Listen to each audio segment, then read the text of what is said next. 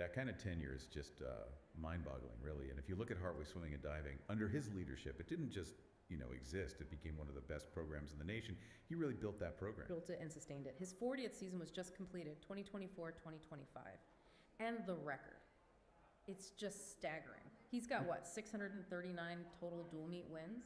Yep, 639. The most in program history, by far. That breaks down to 348 for the men and 291 for the women.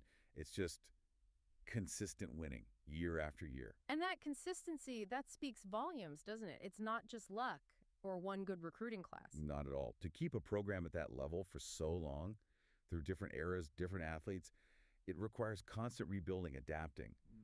Having that kind of stable, successful leadership is incredibly rare in college sports. It's transformative. And it led to national recognition. 38 NCAA championship appearances total. 38, yeah. 22 for the men, 16 for the women. And it wasn't just showing up. They had 16 finishes in the top 50 nationally, and 8 of those were top 25 finishes at the Division III championships. Wow. So consistently competing at a really high level on the national stage. Exactly. And you have to remember, for a Division III program, that's a huge deal. It shows exceptional coaching, exceptional athlete development to consistently crack the top 25 nationally. That's impressive. And the trophy case must be pretty full, too. 6 Empire 8 Conference championships, 3 UNY SCSA titles. Right, the Upstate New York State Collegiate Swimming Association. And 3 ESEC championships as well. Dominance across different conferences. That multi-conference success is key. It shows the program wasn't just strong in one league. It adapted and kept winning as things changed. It wasn't a flash in the pan. It was sustained excellence. And think about the talent he developed. 48 All-Americans coached under him. 48. Just let that sink in. Almost 5 dozen athletes reaching that elite level. And the absolute peak, Susan Terrell, class of 92, a 2-time national champion back in 1990. Yeah, and the 100 and 200 breaststroke at the D3 championships, having a national champion, especially the D-Day level, that brings incredible prestige. It puts Hartwick on the map. It's the ultimate validation of a coach's ability to develop talent to the absolute highest level. Now, the coach himself, he wasn't just telling people what to do. He has a serious athletic background and a ton of awards himself. Oh, definitely. The awards list is long. 5-time Men's Coach of the Year in the UNY SCSA, 91, 93, 2000, 2006, 2012. Wow. 3-time Women's Coach of the Year in that same association, 96, 2000, 2001. Plus, 2-time Empire 8 Coach of the Year 2004, and just recently in 2024. And he was Coach of the Meet at the conference championships this past season, too. That's just incredible peer recognition consistently over decades. Absolutely. But what's really interesting is connecting that back to his own time as an athlete. He was a 4-year letterman at Westchester, swimming and water polo. Okay. A 4-time NCAA Division II qualifier, and a 2-time swimming All-American himself back in 78 and 79. So he knew firsthand what it took, the dedication, the grind. And speaking of dedication and grind, get this, he competed in 3 Hawaiian Ironman Triathlon World Championships. Seriously, the Ironman? Yep, 1987, 88, and 92. He even got Tri-Fed All-American status for his age group. That tells you something about his personal Ironman ethos, right? It absolutely does, the Ironman. That's a whole different level of mental and physical toughness. Yeah. Discipline, endurance. You can bet that ethos wasn't just personal. It shaped how he built the program at Hartwick. He wasn't just teaching strokes. He was building character, building resilience. And you can see it in the results. Remember the men's team? He took them from like a 2-9 record with only 6 swimmers. Just 6 swimmers, yeah. So an undefeated powerhouse with 21 guys on the team. That's not just recruiting. That's a total culture change driven by that Ironman mentality. Exactly. That ethos, in practice, it meant intense conditioning, mental toughness drills, building a collective strength where everyone pushed each other. It wasn't about finding one superstar. It was about making the whole team an unbreakable unit. They could overwhelm opponents physically, sure, but also psychologically. Going from 2-9 to undefeated, that's the mark of a master program builder. So, from the master coach, let's talk about one of his masterpieces, the 1991-1992 men's swimming and diving team. This team is unique. They're the only team in Hartwick history, any sport, to go undefeated with a perfect 12-0 dual meet record. A perfect season. Yeah. And swimming and diving, that's incredibly rare. Think of all the events, all the swimmers, the divers. Everyone had to be on point every single meet. No slip-ups. It requires Just unbelievable consistency and depth. And they didn't just win dual meets, they dominated the state. They won both the EAA, the Empire Athletic Association, and the UNYSCSA Conference Championships, basically state champs. Right, and that EAA title, that wasn't just a one-off. It actually kicked off 4 straight conference championships for Hartwick. Yeah, 4 straight. And that perfect 12-0 season. It was part of an even longer streak, a program record 29-0 winning streak that stretched over 3 seasons. So this one perfect year, it was really the launching pad for a dynasty within New York State swimming. An amazing run. Now, it was a team effort, obviously, but some individuals really shone that year. Greg Hodeling, undefeated all season in the distance freestyle events. Yeah, the 1,000 and the 1650. He even set the conference record in the 1650. Just dominant. And Pete Mitchell in the sprints, undefeated in the 100 free, setting Hartwick records. Absolutely. But the real strength, as you said, was the depth. You had guys like Tom Haig setting a record in the 200 IM, qualifying for nationals. Ken Ford, who actually coached later and is on the Hall of Fame committee, now he was crucial in the relays. Relays are huge for points. Oh, massive. And Ford was key there. Plus, John Ferry, Chris Eshmanowski setting a record in the 50 free.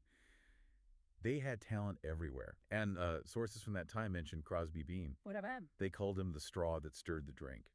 Maybe not the top stats guy, but the leader, the energy, the guy who pulled it all together, that intangible element. The straw that stirred the drink. I like that. It speaks to that team spirit. And speaking of spirit, Ken Ford described them as going from sort of quiet to pumped up and obnoxious. Huh. Yeah, in a good way, he meant. Like intimidatingly confident. So they had this aura about them. Exactly.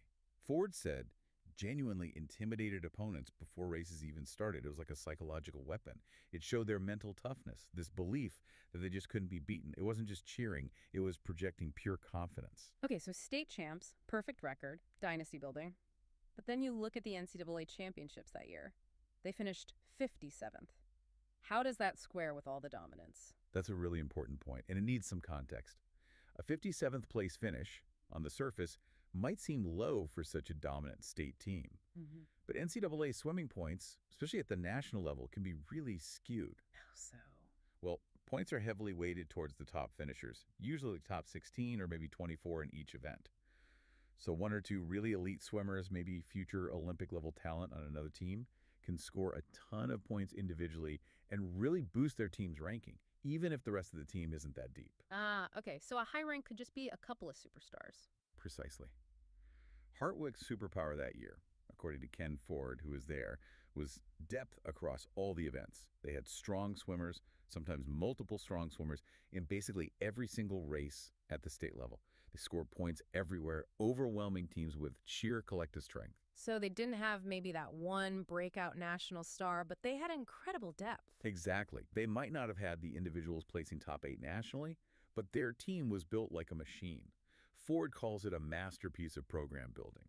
It shows greatness isn't just about individual national medals, it's also about that overwhelming team depth and dominance at the conference and state level. It's a different kind of impressive. Okay, that makes a lot of sense. Let's shift now to focus on some more individual stars, sticking with the aquatic theme for a bit. Mark Phillips, class of '06, a diving trailblazer for Hartwick. Trailblazer is the right word. He's one of the most decorated divers in the college's history. A 3-time honorable mention All-American on the 3-meter board from 2003 to 2006. That's consistent high-level performance. And what made him a pioneer, specifically? He was the first diver in Hartwick history to qualify for NCAAs in both the 1-meter and the 3-meter events. Oh, wow. Both boards. That's tough. It really is. They require different skills, Yeah. The 1-meter is about precision, quickness. The 3-meter adds height, power, more air time. Excelling at both at a national level. That shows incredible versatility and talent. And his records still stand, right? Yep. He holds the program records for 3-meter diving, 307.15 for 6 dives, 460.25 for 11 dives, and he's 3rd all-time on the 1-meter. Those numbers show his lasting impact. He really set the standard. And his success wasn't just individual, it helped the team, too. Absolutely. During his time, the team had a solid 32-18 record, won a state title, finished 30th in NCAA's one year. His points were crucial, and he definitely raised the profile of Hartwick diving. Okay, from diving to water polo. Olivia Colborn, class of '07, a dominant goalkeeper. Olivia was a force, and impressive both in the pool and academically. She was a 3-time all-conference pick in the CWPA Northern Division, first team twice, second team once. CWPA, that's the main governing body. Yeah, Collegiate Water Polo Association. Yeah. So getting recognized multiple times is a big deal. Plus, she was on the AWPCA All-Academic Team twice and got Eastern Championships second team honors. Just a really high achiever all around. And the team's success during her time was pretty remarkable, too. Oh, yeah. An 88-30 record over her 3 seasons. That's a fantastic winning percentage. They won back-to-back CWPA Eastern titles and had great NCAA finishes 6th in 2006, 5th in 2007. That's elite territory. And her stats, they back up that dominance, I assume? Completely. She holds the school record for career keeper steals with 205, which is amazing because that's also 7th among all players in career steals, not just goalies. Wow, so she was really active out there. Very. And she holds the single-season assist record with 49 turning defense into offense. Plus, she's 3rd all-time in career saves with almost 800. Her numbers are just fantastic. And she played internationally, too. Yes. She represented New Zealand on their national team at the 2007 World Aquatics Championships. That's competing on the biggest stage. It shows her talent wasn't just recognized here, but globally. Incredible. Okay, so we spent a lot of time in the water, which makes sense for this class, but let's towel off and head over to the lacrosse field. Marcus Morreale, class of 95. Yeah, Marcus Morreale was a key figure for Hartwick men's lacrosse when they really started making noise nationally in the early 90s. He actually transferred from Syracuse, which is obviously a lacrosse powerhouse. So he brought some top-level experience. Definitely. And his impact was immediate. Over his 3 seasons, 93 to 95, the team went 31-13. And crucially, they made their first ever NCAA tournament appearance in 95, finishing that season 12-3. That's a huge breakthrough for a program. First NCAA appearance, wow. And they won some titles, too. They did, back-to-back ECAC Upstate Tournament championships in 1993 and 1994. So they weren't just good in the regular season. They performed when it mattered most in tournament play. Morreale was central to that. And individually, he got plenty of recognition. Oh, yes. 2-time Empire Athletic Association first-team All-Star. Yeah. USILA honorable mention All-American in 94, and then bumped up to second-team All-American in 95. USILA, that's the Coaches Association. Right, the United States Intercollegiate Lacrosse Association. So getting All-American honors from them is a major achievement. He also played in the North-South Senior All-Star Game in 95, which is a big honor. And his stats. Mostly defensive, I imagine. Primarily, yeah. Yeah. But he contributed 3 goals, 6 assists, 9 points. The big number, though, is 171 ground balls. That shows his hustle, winning possessions, being a force all over the field, especially in transition, a real anchor for that team. All right, last but certainly not least, we have an inductee whose impact goes way beyond Hartwick, way beyond even just sports. Tom Meredith, class of 73, a major figure in the sports industry for decades. Tom Meredith's career is just remarkable in its scope. Over 40 years as a sports executive, communications pro, his influence is huge, especially in soccer in the U.S. Well, he was the first ever director of events for the U.S. Soccer Federation back in the 90s. Think about that timing, right as soccer was really starting to grow professionally here. Then he had top leadership roles, first VP of operations, for both the first Women's Pro League, the WUSA, and its successor, WPS. He was foundational in building professional soccer, especially for women in this country. That's huge. But his international experience is maybe even more mind-blowing. It's almost hard to believe. He's thought to be the only person to have worked at 3 different Summer Olympics, LA in 84, Seoul in 88, Atlanta in 96, and every single FIFA World Cup hosted in the U.S. Every single one, men's 94, women's 99, and 03. And he worked the 2010 World Cup in South Africa, too. The list just keeps going. Pan American Games in 87, Goodwill Games in 98, the Cricket World Cup in 2007. Cricket World Cup, wow. Every Con Bangkok Hof Gold Cup from 91 to 2013. He organized North American tours for massive clubs like Barcelona and Manchester United multiple times. Imagine the logistics behind that. Yeah, dealing with global giants like that. Exactly. It takes incredible planning, diplomacy, understanding different cultures. He was the venue director for Philly during the Copa America Centenario in 2016. And get this, he was the last American to host the Iranian national soccer team for their tour back in 2000. Just an unparalleled level of international event experience. That is truly a unique and impactful career, and he stayed deeply connected to Hartwick, right? He's very much so. He served on the athletics task force in 2009, the alumni board from 2012 to 2015. He was named Outstanding Volunteer in 2016, got the President's Medal just this year in 2024 for his loyalty, And the college even named a speaker series after him. The Meredith Sport Management Speaker Series. That's the one. It's a perfect tribute, showing his commitment not just to his own career, but to helping shape the next generation of sports professionals coming out of Hartwick. What a career. So wrapping this up, you really have to say it again. Yeah. This 2025 Hartwick Hall of Fame class is just absolutely stacked. Swimming, diving, water polo, lacrosse, global sports leadership, incredible talent and impact across the board. It truly is an inspiring group. They all bring immense honor to Hartwick, not just through their wins and records, but through that lasting dedication you mentioned earlier. Whether they were literally making waves in the pool or making, metaphorical waves in their fields, they've all left a huge mark. It really drives home the power of dedication, teamwork, individual brilliance, all the things that build a real legacy in sports and beyond. Their stories are just fantastic. And thinking about these different kinds of success, it brings up a question, maybe something for you, the listener, to think about. When you consider what makes someone a legend in sports or anything else, what really stands out to you? Yeah, what do you find most compelling? Is it the pure numbers, the stats, the records? Is it the leadership, like a coach building a program from scratch? Or is it maybe that intangible team spirit, that X factor that makes a team truly special and unforgettable? What defines greatness in your eyes? It's often that blend, isn't it? That mix of talent, hard work, leadership, and maybe a bit of magic. And this Hartwick Hall of Fame class gives us a lot of great examples to think about as we ponder that question.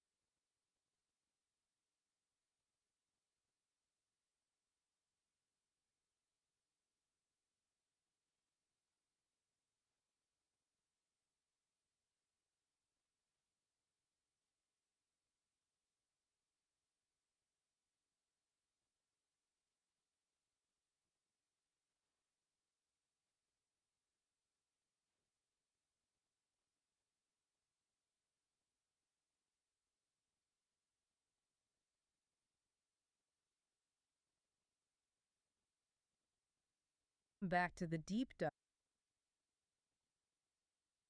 Today, we're jumping right into something really special, the 2025 Hartwick College Athletics Hall of Fame class. And let me tell you, this lineup is getting a lot of attention. It's really quite something. Yeah, it really is. You could definitely call it a star-studded class. It Yeah. brings, a huge amount of honor and prestige to Hartwick athletics. And this recognition, it feels absolutely fitting. Fitting how? Well, obviously for their incredible accomplishments, right? But also, maybe just as importantly, for their just constant love and support for the athletic department over so many years. It's about dedication, long after they stopped competing, maybe. Right, that makes sense.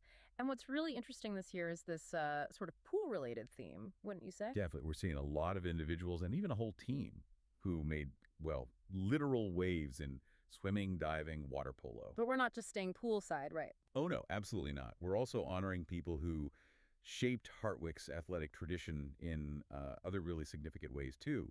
So today, we're aiming to really dig into what makes these folks so special. Yeah, explore their legacy, their impact, not just on the scoreboard, but on like the whole spirit of Hartwick College athletics. Exactly. We'll look at the stats, the records, sure, but also the strategy, the sheer hard work, the willpower that defines these Hall of Famers. Okay, let's kick things off with a true legend, a cornerstone of Hartwick athletics.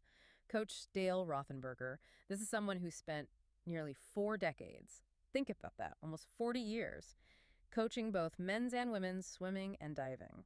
That kind of tenure is just mind-boggling, really. And if you look at Hartwick Swimming and Diving, under his leadership, it didn't just, exist. It became one of the best programs in the nation. He really built that program. Built it and sustained it. His 40th season was just completed, 2024-2025. And the record. It's just staggering. He's got, what, 639 total dual meet wins? Yep, 639.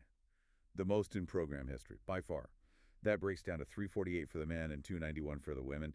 It's just consistent winning year after year. And that consistency, that speaks volumes, doesn't it? It's not just luck or one good recruiting class. Not at all. To keep a program at that level for so long, through different eras, different athletes, it requires constant rebuilding, adapting.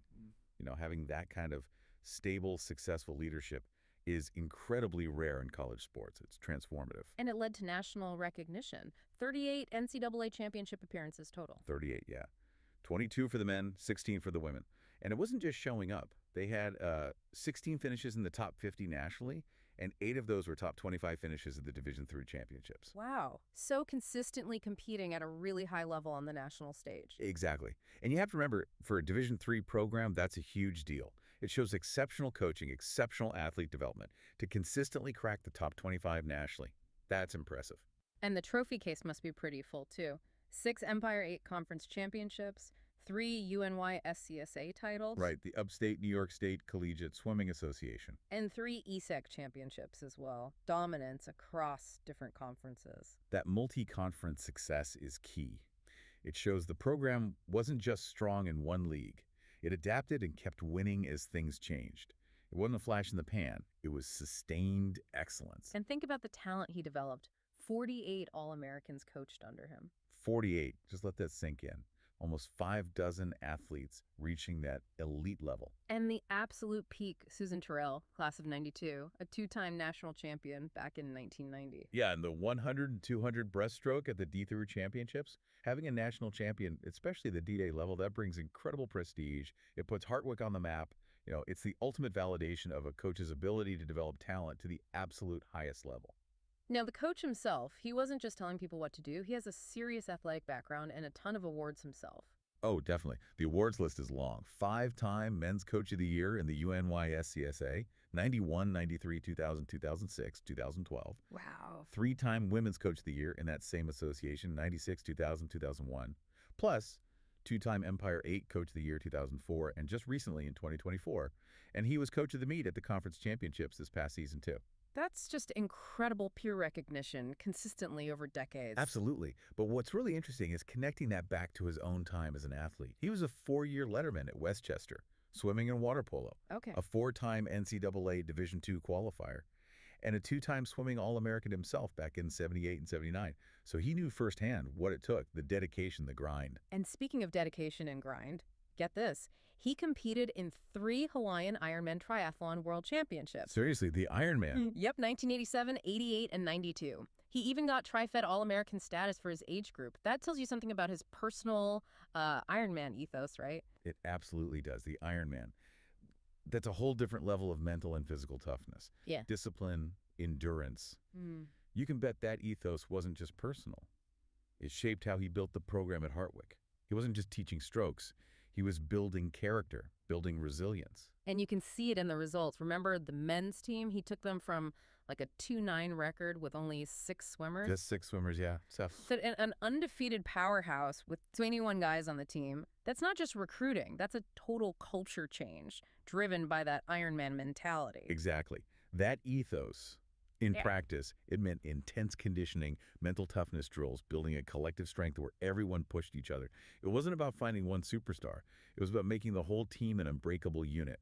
They could overwhelm opponents physically, sure, but also psychologically. Going from 2-9 to undefeated, that's the mark of a master program builder. So, from the master coach, let's talk about one of his masterpieces, the 1991-1992 men's swimming and diving team. This team is unique. They're the only team in Hartwick history, any sport, to go undefeated with a perfect 12-0 dual meet record. A perfect season. Yeah. And swimming and diving, that's incredibly rare. Think of all the events, all the swimmers, the divers. Everyone had to be on point every single meet. No slip-ups. It requires just unbelievable consistency and depth. And they didn't just win dual meets. They dominated the state. They won both the EAA, the Empire Athletic Association, and the UNYSCSA Conference Championships, basically state champs. Right. And that EAA title, that wasn't just a one-off. It actually kicked off 4 straight conference championships for Hartwick. Yeah, 4 straight. And that perfect 12-0 season.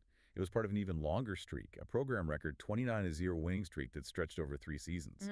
So this one perfect year, it was really the launching pad for a dynasty within New York State swimming. An amazing run. Now, it was a team effort, obviously, but some individuals really shone that year. Greg Hodeling, undefeated all season in the distance freestyle events. Yeah, the 1,000 and the 1650. He even set the conference record in the 1650. Just dominant. And Pete Mitchell in the sprints, undefeated in the 100 free, setting Hartwick records. Absolutely. But the real strength, as you said, was the depth. You had guys like Tom Haig setting a record in the 200 IM, qualifying for nationals. Ken Ford, who actually coached later and is on the Hall of Fame committee, now he was crucial in the relays. Relays are huge for points. Oh, massive. And Ford was key there. Plus, John Ferry, Chris Eshmanowski setting a record in the 50 free. They had talent everywhere. And sources from that time mentioned Crosby Bean. What about him? They called him the straw that stirred the drink. Maybe not the top stats guy, but the leader, the energy, the guy who pulled it all together, that intangible element. The straw that stirred the drink. I like that. It speaks to that team spirit. And speaking of spirit, Ken Ford described them as going from sort of quiet to pumped up and obnoxious. Huh. Yeah, in a good way, he meant. Like intimidatingly confident. So they had this aura about them. Exactly. Ford said genuinely intimidated opponents before races even started. It was like a psychological weapon. It showed their mental toughness, this belief that they just couldn't be beaten. It wasn't just cheering, it was projecting pure confidence. Okay, so state champs, perfect record, dynasty building. But then you look at the NCAA championships that year. They finished 57th. How does that square with all the dominance? That's a really important point, and it needs some context. A 57th place finish, on the surface, might seem low for such a dominant state team. But NCAA swimming points, especially at the national level, can be really skewed. How so? Well, points are heavily weighted towards the top finishers, usually top 16 or maybe 24 in each event. So one or two really elite swimmers, maybe future Olympic-level talent on another team, can score a ton of points individually and really boost their team's ranking, even if the rest of the team isn't that deep. Okay, so a high rank could just be a couple of superstars. Precisely. Hartwick's superpower that year, according to Ken Ford, who was there, was depth across all the events. They had strong swimmers, sometimes multiple strong swimmers, in basically every single race at the state level. They scored points everywhere, overwhelming teams with sheer collective strength. So they didn't have maybe that one breakout national star, but they had incredible depth. Exactly. They might not have had the individuals placing top 8 nationally, but their team was built like a machine. Ford calls it a masterpiece of program building.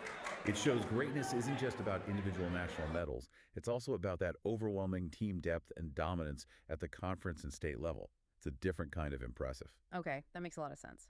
Let's shift now to focus on some more individual stars, sticking with the aquatic theme for a bit. Mark Phillips, class of '06, a diving trailblazer for Hartwick. Trailblazer is the right word. He's one of the most decorated divers in the college's history. A 3-time honorable mention All-American on the 3-meter board from 2003 to 2006. That's consistent, high-level performance. And what made him a pioneer, specifically? He was the first diver in Hartwick history to qualify for NCAAs in both the 1-meter and the 3-meter events. Oh, wow. Both boards. That's tough. It really is. They require different skills, you know. Yeah. The 1-meter is about precision, quickness. The 3-meter adds height, power, more air time. Excelling at both at a national level. That shows incredible versatility and talent. And his records still stand, right? Yep. He holds the program records for 3-meter diving, 307.15 for 6 dives, 460.25 for 11 dives, and he's third all-time on the 1-meter. Those numbers show his lasting impact. He really set the standard. And his success wasn't just individual, it helped the team, too. Absolutely. During his time, the team had a solid 32-18 record, won a state title, finished 30th in NCAA's one year.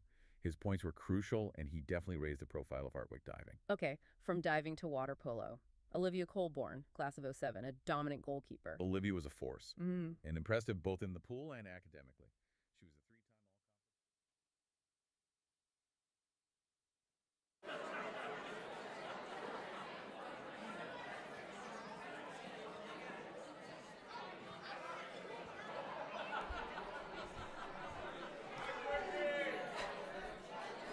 Hello, everyone. Good evening.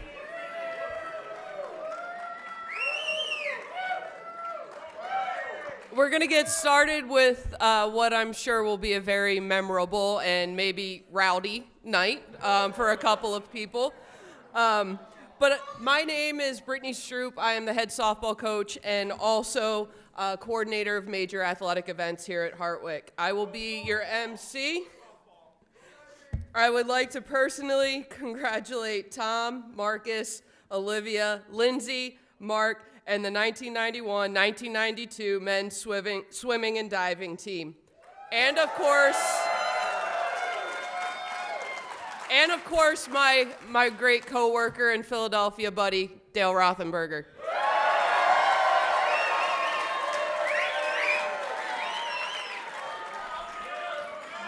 All right, and before we get started, I'd like to invite our Executive Director of Athletics, Paul Vecchio, to the stage for some opening remarks.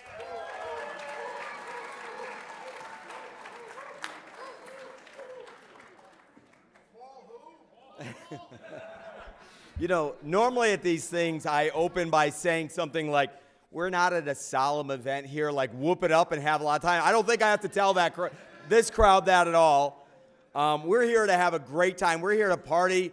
We're here to celebrate an incredible class of Hall of Famers, and I'm just delighted to be a part of it. I want to open by thanking my staff for all the work that they put in to make an event like this happen, and just for the joy of coming to work every day with an amazing staff. I'd like all of my staff members to please stand and be recognized. Please stand.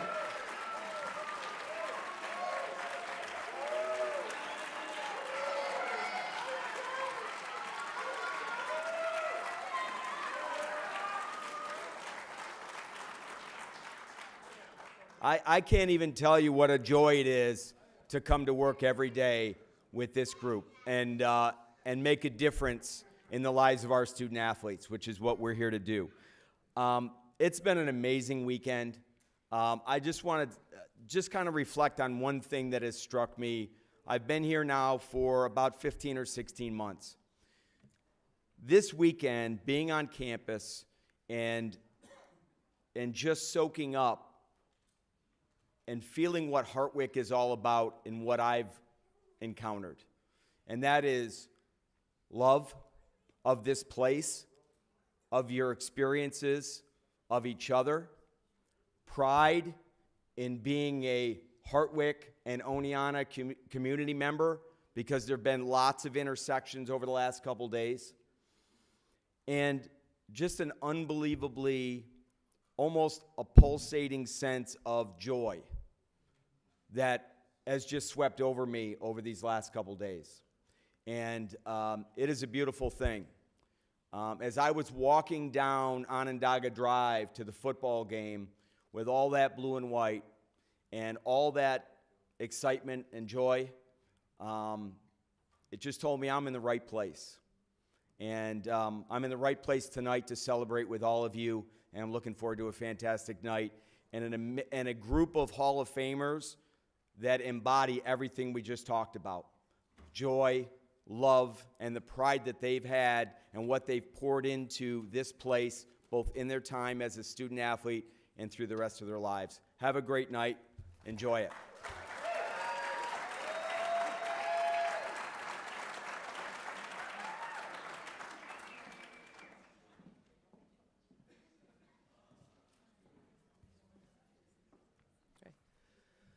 So we're just going to get things started, jump right into it. This event is about the inductees. You've been able to read inside of the program all of their accomplishments. If you were at the football game, you heard a lot of their accomplishments as well. We don't need to regurgitate all that. We're going to jump right in and give them their moment and their ability to talk about Hartwick in their own words. So first of all, we would like to induct a beloved friend of Hartwick Athletics, Tom Meredith.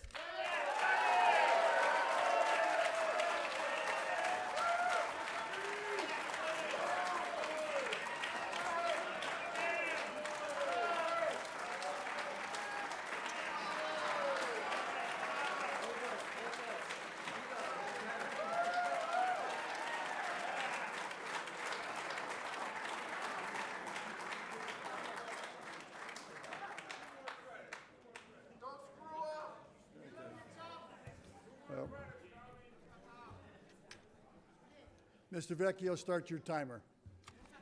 I told you. All right. Thank you, Brittany. Good evening, President Mullen, Provost Dr. Bongiorno, Executive Director of Athletics Paul, fellow Hall of Famers, inductees, families, and friends, ladies and gentlemen, good evening. Tonight you're going to hear me use two of my favorite words throughout my little talk.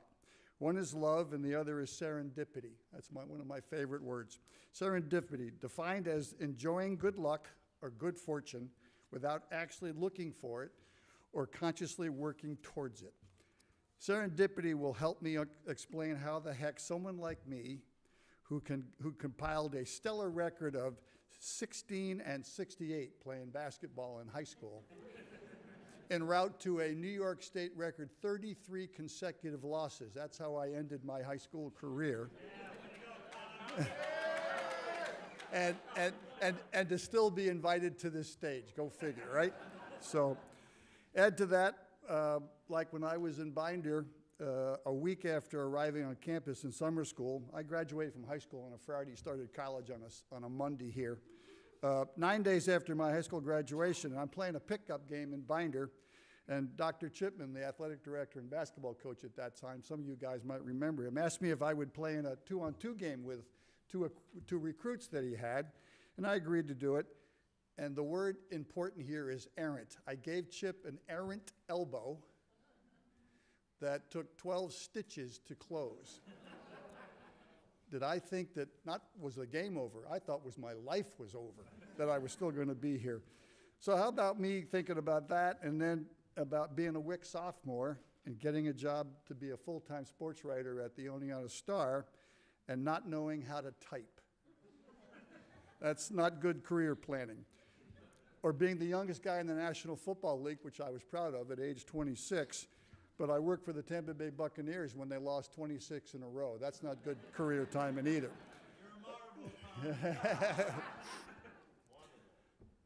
The first word I mentioned was love, as in the two loves of my life. And the first one is and I hope I get through this, the first one is my deep affection for this college.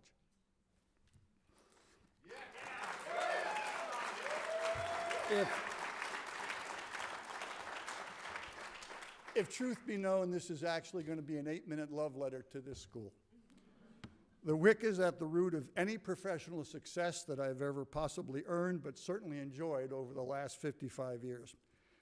Since that first day on campus in 1969, and I'm proud to, maybe some of you have heard me say this before, every good thing that happened to me in my life, except for meeting my wife, is because I came to school here. And that's really important to me. Several people at this college and in this town, some of them are here tonight still, that were mentors of mine and have been friends for 55 years. And I'll talk about Lamar Hunt, one of them, who is one of the best human beings I ever met in my life. I worked for him for 10 years. But then there's the other love of my life, my wife Ginger. She's in the back sitting here. She's been to the hills here many times. But I'm also joined tonight by our two kids, my son Morgan and my daughter Kylie. They've never been to campus, and thank you for welcoming them. And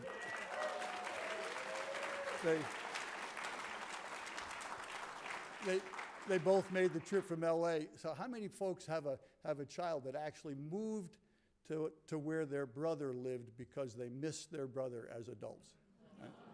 And that's what my daughter. Right.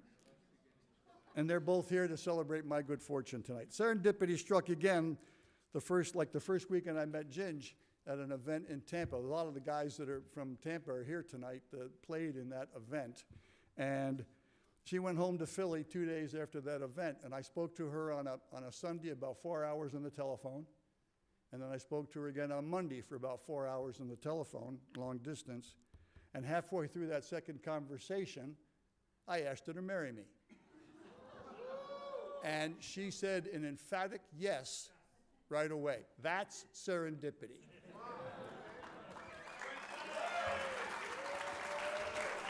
Now the wife has a disclaimer. She says, we've been married 49 years next month, and she says it's lasted because I've been gone for half of it, and there's something to that. My first introduction to serendipity happened, and I'm not making this up, I actually put it in the computer, happened 20 days ago today, when I witnessed the first and the best athletic contest I ever saw on Elmore. It was November 28th, 1970. We beat Harvard 4-3 in an NCAA game, and it's still the best athletic contest I ever saw. And that day was the day that sealed it for me. I said, I have to find a way to be involved in something like that job. And Paul, you and I have talked about it many times. What do we like about this job? Emotion. And everybody in this room has experienced that in athletics. And that's what makes a difference, right? So I was a student SID at the college here at the time, and we used to just call the scores into the New York Times, just give them the score. And the Times guy said, hey, give us 100 words and fax it back. Fax. Anybody know what that was? Right? And I was 19 years old, and I panicked. And I asked Bob Whittemore, the sports editor of the Owning Out a Star, who was there at the time, and I said, Whit, they want 100 words. Would you write it? And he said, they didn't ask me, they asked you. And I wrote it, and I sent it. Whit proofed it. He didn't change a word. I went to the Palace Cigar Store the next day, Sunday. I bought 2 copies of that paper, and it was there. They didn't change a word either, but I know who wrote it. And it was one of the early proudest moments of my life.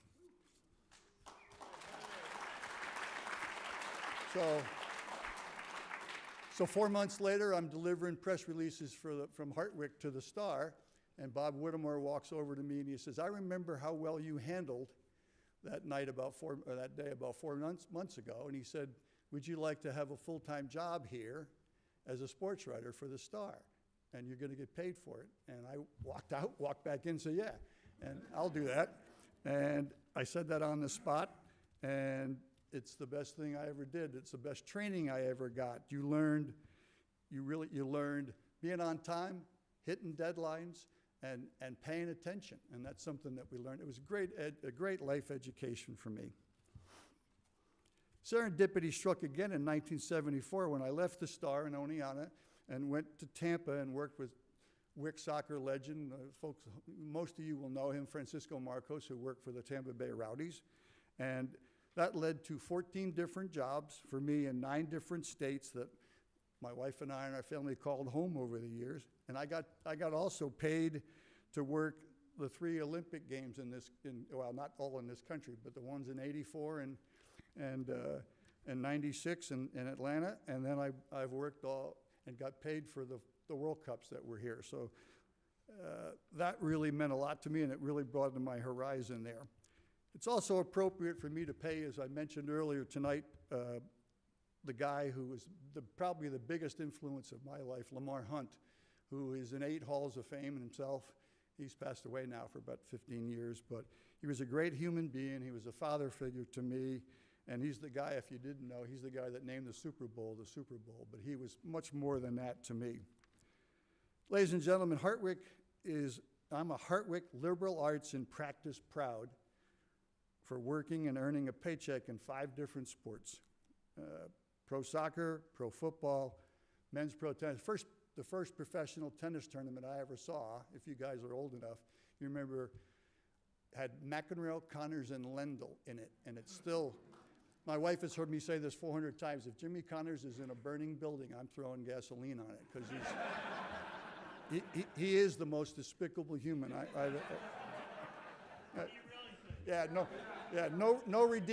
no redeeming social quality, that guy. I've been a very lucky guy. I've met a lot of great people.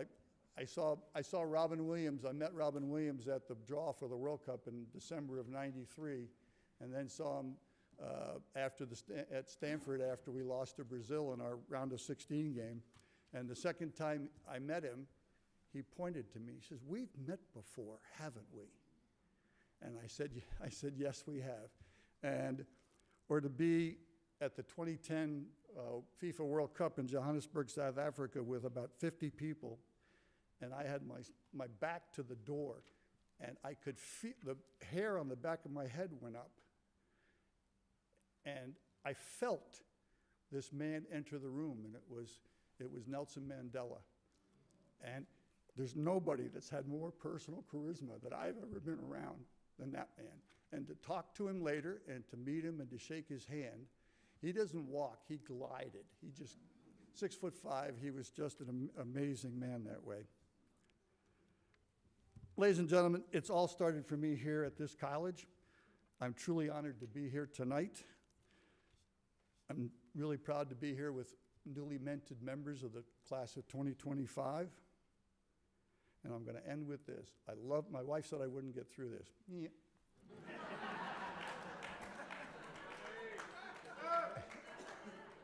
I love this institution, I love this college, and I love this town, and I always will. Thank you.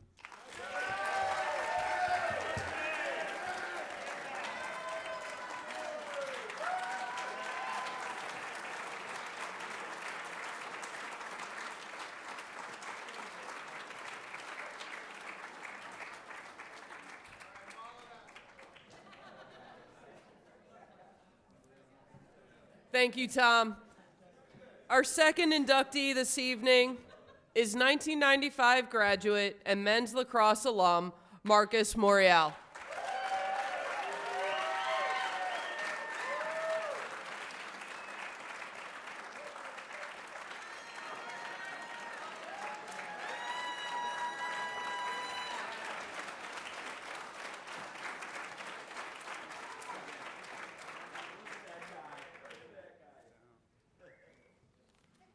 Paul, I gotta follow that. I got like 2 minutes of work here to do. Man, thank you very much. I'm extremely grateful, humbled, and honored to be here today. Members of the hall, AD Paul Vecchio, thank you for your continued consideration of my candidacy. It's been 30 years since I played lacrosse here at Hartwick, and I miss it every day. Not when I get up in the morning. I can't get out of bed. But the competitive environment, hard work and discipline, and especially the camaraderie, there's nothing like it. And I've learned so many great life lessons on the field. I'd like to thank my parents and my two brothers who couldn't be here tonight. My coaches, both high school and college coaches. Actually texted with a couple of them today, which had been a while. And most importantly, my teammates, which one has showed up tonight, Jake Burns. He's a goalie, graduated in 97. A few others said they'd come, but you know how life goes. Too many to name individually. And of course, I didn't want to leave anybody out, but y'all know who you are. I had a great time playing lacrosse here at Hartwick and met many great lifelong friends, which are some others in the crowd, some of my fraternity brothers that are here. Together with that, my education, lessons learned, and character built on the field, that's what it's all about for me, and that's what I'm most proud of. This is not an individual honor. No one succeeds alone. And I'm incredibly honored to be here tonight, and I thank you. And that was pretty short. Paul, did I?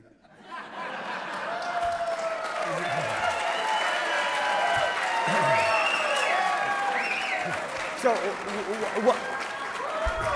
one other thing, Dale probably doesn't remember, but he was my archery coach and possibly my bowling coach for gym classes. So I will give back my time to Dale and the swimming team.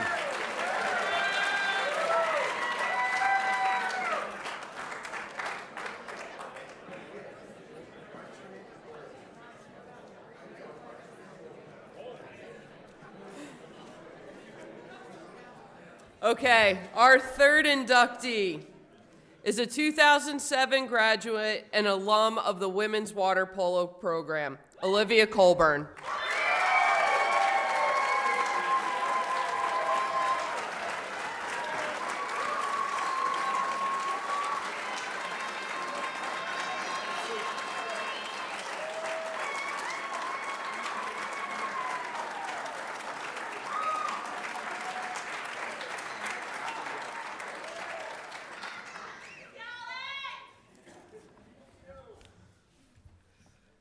Good evening, everyone. Apologies for those of you that won't be able to understand me, but it'll be like 5 to 6 minutes and then we'll be done.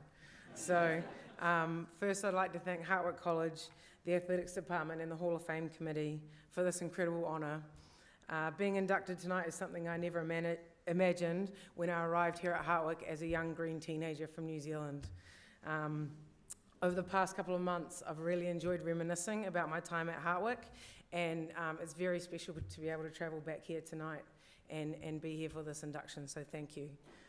Congratulations to the other inductees. Hope you guys have enjoyed the weekend and enjoyed tonight, and also enjoyed reminiscing about your athletic days here, and just have a great time. You're very well deserved, so congratulations.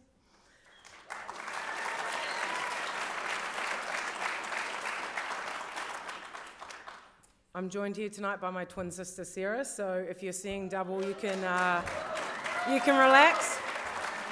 It wasn't cocktail hour, we are twins and we are related, so sorry for that practical joke earlier. My cousins Scott and Amanda and their beautiful kids Maddie and Max are up the back as well.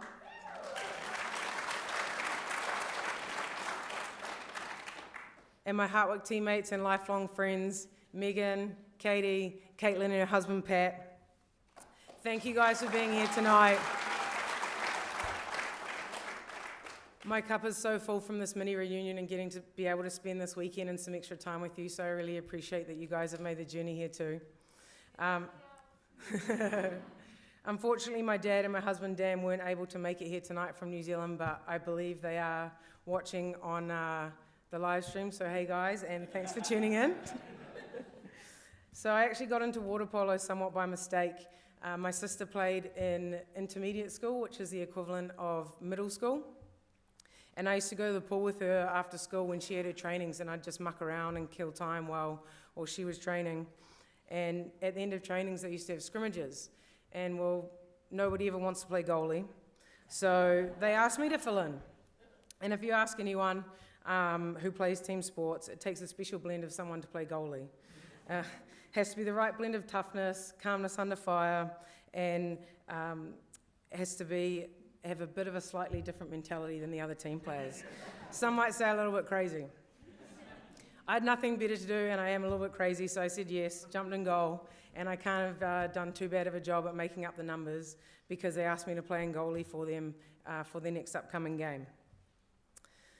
I did just that, and while the rest has turned into a couple of decades of endless early morning trainings, lots of chlorine, and an epic journey that led me through high school, provincial and New Zealand representative teams, as well as here to Hartwick. My Hartwick story began with a call from Coach Megan, who was a New Zealand teammate who played here at Hartwick and then joined the coaching staff. I was excited and hesitant about the opportunity. Moving to America sounded amazing. Playing water polo in the NCAA sounded incredible. It also felt like a massive commitment and really daunting. So I did say yes, but I told myself and the coaching staff it was for 1 year, because 3 years was too much. Well, that first year was absolutely amazing. I met some incredible people, had some incredible experiences, and the student experience here is vastly different to that of New Zealand, and the strong campus culture and the university spirit made a lasting impact on me. Towards the end of that first season, I remember walking into Coach's office thinking I'd snookered myself and just pleading and asking if I could please stay on. Thankfully, he said yes. Hartwick Water Polo has a rich history of players, and I love that our team was a real melting pot of backgrounds and cultures. We had players from Hawaii to Utah to Texas to Maine, Australia, New Zealand, Brazil, and Canada. Our home games at Moya Pool always had a boisterous and capacity crowd. There was no spare seats or even standing space, and you couldn't even hear each other in the pool or what coach was telling you, but it was just such an amazing experience and like something I'll never forget. Traveling to play at universities that I'd only ever heard of or seen in the movies, like Harvard, Michigan, and Princeton, were pretty novel and surreal for me, and had many special moments and achievements to celebrate with the team. Winning back-to-back Eastern Championships were unforgettable. Had a huge amount of pride knowing that we'd earned our place amongst the best, and we got to showcase what the East Coast had to offer. Then we went to NCAA championships a couple of times. We came 6th in 2006, and we improved to 5th in 2007, and that was an absolute career highlight for me. Just getting to compete at that level alongside my teammates on the national stage and having us hold our own was a massive highlight and something I'll never forget sharing with the team and especially some of the girls sitting here tonight. There's a Māori proverb we use in New Zealand, ha'aha te mea nui o te ao, he tangata, he tangata, he tangata. What is the most important thing in the world? It is people, it is people, it is people. So fittingly, when I think back on my time here, I don't just remember the games. I remember the people and the experiences I got to share with them. Hartwick Water Polo gave me so much more than sport. It gave me lifelong friendships, mentors who believed in me, and a community that pushed me, not just to grow as an athlete, but as a person. College life at Hartwick taught me independence, self and time management, and the importance of community and belonging in it. These life skills have continued to serve me in and out of the pool and my life while beyond campus. To my coaches, Megan, Ellen, and Colleen, thank you for challenging me to be better every single day. You demanded hard work, accountability, and resilience, and those lessons have stayed with me. You taught me that discipline and preparation are just as important as talent, and success is built in the unseen hours of effort when nobody is watching. To my teammates, my Hartwick family, this honour is as much yours as it is mine. Water polo is not an individual sport. Every 400 for time, every sprint, every late practice, every road trip, and every hard-fought victory and loss, we did it together. The bonds we formed in and out of the pool are the most special part of this experience and this journey, and I'm so grateful for the laughter, the memories, and the opportunities we had together, and I carry them with me every day and cherish them so much. To my family, thank you for always believing in me. Dad, for the early morning training rides and the endless encouragement. You gave me unwavering support and a foundation to pursue my dreams, and I couldn't have done it without you. Sarah, for inadvertently introducing me to the sport that would shape my future and me as a person and lead me here to Hartwick. And thank you for coming back with me on this journey to be here this weekend as well. It's been very special to share it with you and show you around.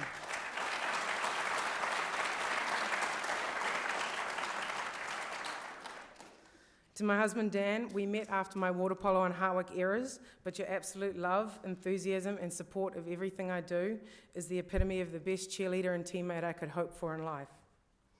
Hartwick water polo taught me lessons that still guide me today, the value of perseverance, the importance of teamwork, and the power of believing in something bigger than yourself. Those lessons have shaped who I am in and out of the pool, and for that I will always be grateful. As I stand here tonight, I'm reminded that this recognition is not just about me. It's about everyone who played a part in my journey. So thank you again to my teammates, to my coaches, to my friends, and to my family. And thank you guys for being here tonight as well to celebrate this tremendous occasion, and Hartwick for the opportunity to be part of something so special. I'm incredibly proud and honoured. Thank you very much.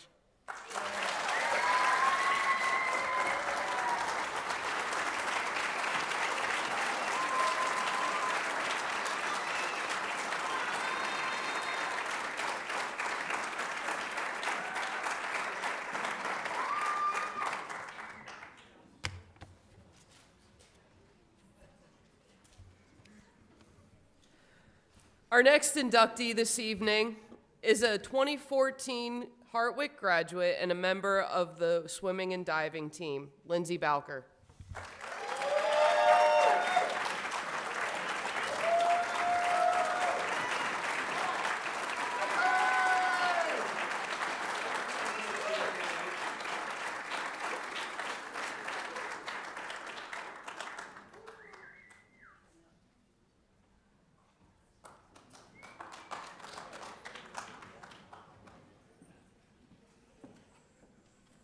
Hi.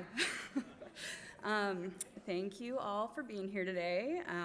I want to say a special thank you to Paul and the Hartwick Athletic Department for this honor.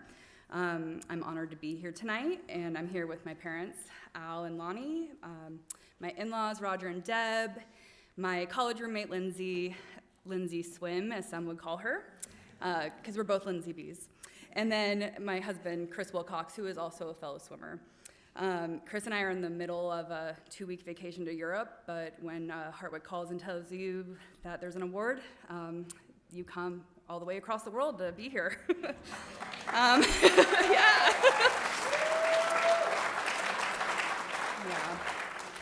So from a young age, I always loved the pool. I always loved water. My first memories of diving are of my dad teaching me how to do a dive, and then front flip. And he would first show me how to do it, and then encourage me to try it. And he made it fun and exciting, and I wanted to take on that challenge. He taught me to be brave, and I soon fell in love with that sport. And this eventually led to many summer leagues and diving club and the desire to dive at a collegiate level. And my mom encouraged me to become a lifeguard at 15, and that helped me kind of decide that I wanted to be a nurse. And she taught me in the power of believing in myself. And more importantly, both of my parents taught me that I deserved love no matter what I did, regardless if I did or did not achieve something. It's one of the biggest lessons that they gave me in life, and I am grateful that they gave that to me. And when it came to looking for colleges, I knew that I had to prioritize finding a nursing program, but I also really wanted to dive. Hartwick College. It's difficult to find a school that you can dive at, but also do a nursing program at, and Hartwick gave me that opportunity. When I first came here on my recruit trip, the first person I met was the assistant coach, Paul Windrath. And I just remember it was below freezing, and Paul was there in his snow coat, his boots, and his gym shorts. And I was going, what in the world? But what I really actually remember about Paul was that he was so kind, and he instantly made me and my mom feel like we were at home. And that's something you feel really lucky to find when you're 3,000 miles away from home. I'm from Washington State, by the way. And at this time, I could sense Hartwick was something special, and signed on to be a Hartwick Hawk. My freshman year of diving, I met my coach, Ann Bergen, and when I first started, I don't think I knew I had what it took to become a great diver. Breaking school records and getting to nationals wasn't even on my radar. My goal was to have fun, build up my list or my degree of difficulty, and then also flirt with a cute sophomore butterflyer on the team. However, at the end of my freshman year conference meet, Anne approached me and told me I was 25 points from breaking the school record and thought I had the chance to qualify for the national meet the next year. And that kind of lit a fire in me, and I knew it's what I wanted to do, and I still had a lot of work to get there. I believe when an athlete gets serious about a goal, they have to not just practice physically, but also practice mentally, and especially in diving. There are things that can occur that can cause mental distraction, and one of the things that Anne recognized in me was that the judging the scores was a distraction, and so she was advising me to ignore the scores. And what she really was teaching me at that time was to kind of stay present in the moment, and through the hard work and practice of that, she really taught me how to keep perspective of being present and learn to stay in the moment, stay on the dive. And that, I think, really brought me more success in my time here. By my sophomore year, I had broken my first school record on the 3-meter and hit my first qualifying score for the NCAA, which continued to fuel my drive. And then during my junior year, both Ann Bergen and then the former Hartwick coach, Gary Zern, who would pop in time to time to help with skill development, they had determined that the 3-meter was my best chance of getting to the national meet. And it was lucky because that also happened to be my favorite board, and most other divers thought it was scary or more difficult. And so we kind of made my focus the 3-meter. It made the alternate that year. I was so close. By the way, I got on the 3-meter in May, and I was terrified. I don't even know how I'd used to do these things. And that was 10 years ago. I used to check myself off the board. One of the skills I was working on at the time was inward 2.5. And to quickly explain what an inward 2.5 is, you stand on the board backwards, and you throw yourself forwards, and then you spin 2.5 times. And this was something that I could do, but I was struggling to perform it well. And sometimes you just stand there and you throw it and you pray, and you sometimes crash and burn. And somehow, during my conference championship, I got up there, it was the final, and I threw it and I nailed it for 8s. And it was the best I had ever done it. And yeah.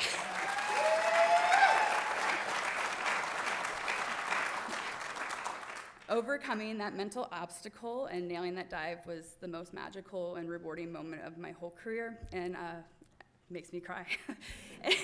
And I was crying tears of joy with Gary on the pool deck that day. And then my senior year, I finally succeeded. I made it to the national meet. I got to go represent Hartwick, and though my performance at the national meet wasn't what I hoped to do, I had accomplished what I had set out to do from my freshman year. And then, although I did not train in the pool with the swimmers, Dale Rothenberger always made me feel like I was a part of the team. And the program he has built over the last 40 years has been something so special. And if it weren't for his leadership, we would not be here. Dale and I also have bragging rights for getting upgraded to first class on the way home from nationals. Remember that? Yep. And then also thank you to Kathy. I mean, she always takes us under her wing. Every single swimmer, every diver can say that. We always feel loved, and she cheers for us, and we all love Kathy. Yep. And then thank you to Lindsay Swim, who has always supported me on and off the pool deck, and I'm so grateful for our friendship. And then Roger and Deb, they are my in-laws, and they came to every single meet that they could. And they were my family away from home, and now they're my actual family. And I'm so lucky. And a big thank you to my husband, Chris Wilcox, who immediately said, "We are going," when I said, this opportunity is in the middle of our trip, and was already looking at flights when I came home from work that day. And then he's my biggest supporter in the world, and I love him more than anything. And then when I ultimately look back in my diving career, it's not about the points or the number of wins, the records. It's not about the national meet. It's this special place.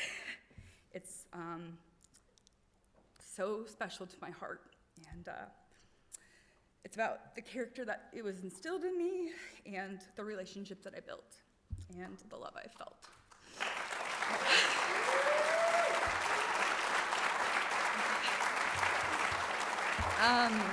I'm so thankful for my time here, and I'm so jet-lagged. So thank you so much, and go Hawks.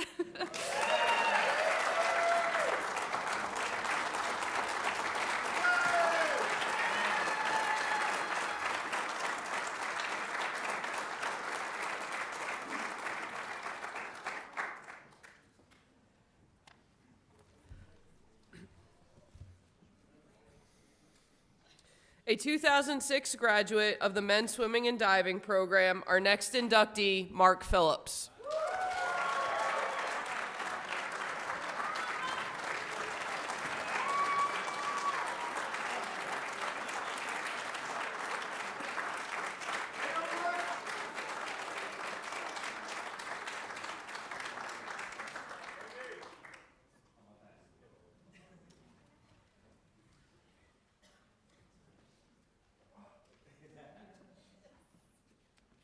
Good evening. Good evening. Thank you for having me. And real quick shout out, Father Paul Mesner. What a guy. Paul Vecchio, 2 Pauls right away. First call I made out of the airport was Father Paul. I said, man, I wonder if he's still around. He's going to be here. He said, yeah, I'm going to be there for Dale. You're getting inducted. Oh, cool. Yeah, I'll be there. Yeah, it's an incredible honor, and to be in a room full of everybody. Dale, look at you, look front and center.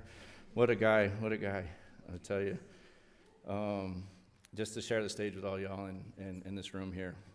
And it's full circle because I actually took a public speaking class in this building. So let me get my posture right and vocalize to the room. But yeah, full circle to be coming back here. My whole family's here, 3 brothers. Another friend just came up last minute. He said, yeah, I'll be there, don't worry. All 3 brothers are in town, I'll be there. John Moore, right there. He went to Delhi. And my mom, uncle, girlfriend, 3 people from California. Thank you for coming, thank you. It means a lot.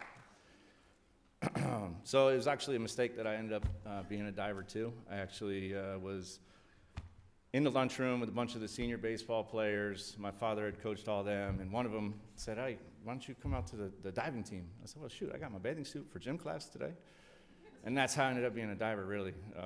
Just went to the tryout, and they said, cool, you can do a flip. Sign them up. And it's similar how I made it to Hartwick. No kidding. I went on a recruiting trip to SUNY Oneonta. And we had the fun. We went to Tino's, cold cheese pizza, whole 9. I get back, and there was a coach at a competing school, Newburgh Free Academy. You might know Doug Olympia. He's a good dude. I hadn't spoke to him. But he was just a jubilous coach. And I'm sure Dale would say the same thing about him. But he made a call to Dale. Dale made a call to my house. And I think 2 or 3, 4 days of calls. He was with my dad, and they're both people's people, great coaches. My father was a baseball coach, coached us all growing up. And the 2 of them, I don't know really what they talked about, but after the 3rd call or something, he said, hey, you want to go to Hartwick? Oh, that sounds cool. So I'm really here because of Dale Rothenberger and just the synchronicity of what your pathway leads to. And I've really lived the rest of my life that same way. I liberal arts college and try a medical field, and now I build fake putting greens all over the world. So that's what happens. Yeah.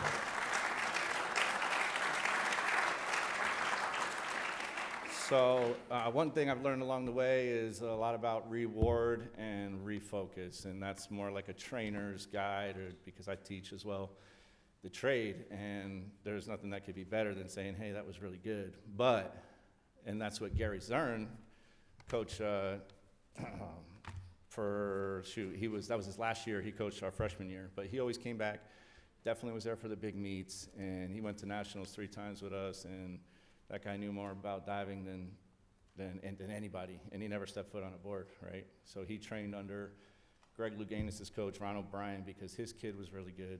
And the 91, 92 guys, you're all gonna know Kenyon College, they won 25, 26 meets in a row nationally, right? His kid went there. Gary's kid went there. So he knew a lot about diving from standing behind Ron O'Brien and just learned, right? And as practical as it could get. And he said, yeah, I saw your tapes from high school. Yeah, they're pretty cool. Yeah, you could do a triple off the 1 meter board. Okay, cool. But you need to forget everything you've ever learned about diving. Like, wow, okay, I'm not really that good. And you have to know that. And you have to be coachable, and it takes a while, right? And I don't know if it's an ego thing, because leave that aside, because we were around so many good people that it didn't matter. Not at all. You were just ready to go to work. And I wasn't even the best practice diver, not at all. We had Adam McGilligan on our team, who's way better in practice than me, I promise you. He hit all his dives, did everything right, did the right workouts, did the right nutrition, all that, and diving's a different sport. You can't tell you what you're gonna score. Dale could tell every swimmer in here what they were gonna get in January and February when they started in October. Diving is different. You have to show up, you have to hit all 11 dives, and good luck to you. That's it. You can have one bad one. But to get a nationals tape is different. You had to put them all together. And I got lucky enough that I had one nationals tape at the conference meet. I think I had a couple black eyes from training for it or whatever, but just smack in the water, like crash and burn till you learn. Like a previous diver said here, definitely. But one cool thing that we used to do is we would throw our hardest dive as soon as we got to the pool. Just say if it's a state meet, and we're out on the deck at 7:30 in the AM. As soon as the pool opens, 7 o'clock, whatever, all the other divers are stretching, still in their parkas because it's cold, and we're over there throwing reverse 2.5s off the 3 meter board. First thing, with dry hair, just to show that, hey, we're ready for this meet. We're gonna knock our hardest thing out of the way, and let's go from there. And it really did make everything seem a little easier, you know, in the clutch moment, or there was no pressure. After you've already done the hardest thing you could do, you're hadn't even stretched yet, and we're throwing reverse 2.5s off the board. Okay, we're ready. You guys can have the boards now. And I don't know if Gary was cocky, but he was good. He wasn't cocky. Gary was an excellent coach, and he taught Ann very well, and when we were there together learning, right, all three of us, Gary learning how to teach another coach, and us working with Ann and Gary, and it was a good team. It was a good team, everything about it. And proud to say that I was a lead off on some of Dale's relay teams too.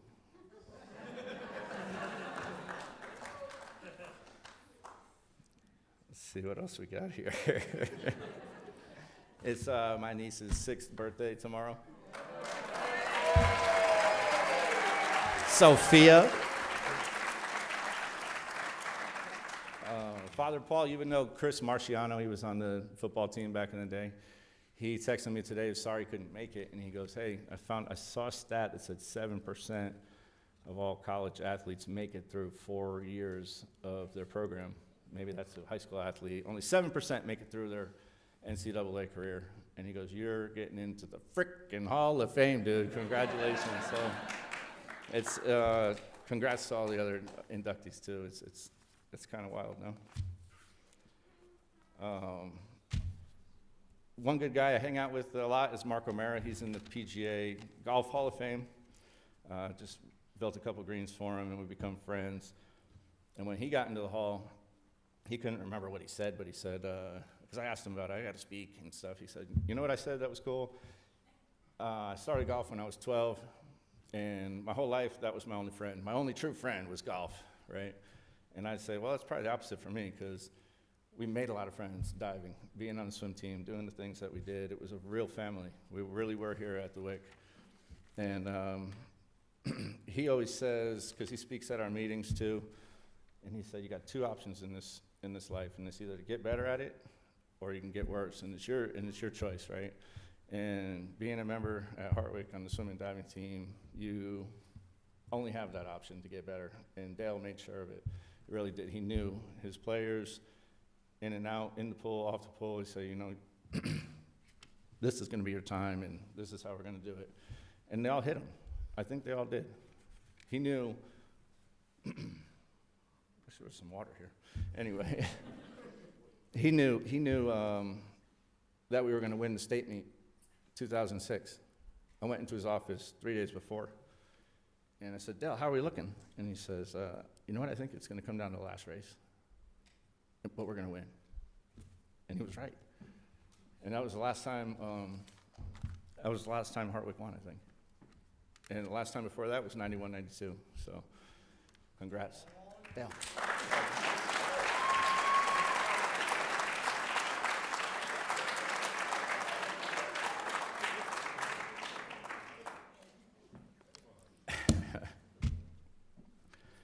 Oh man.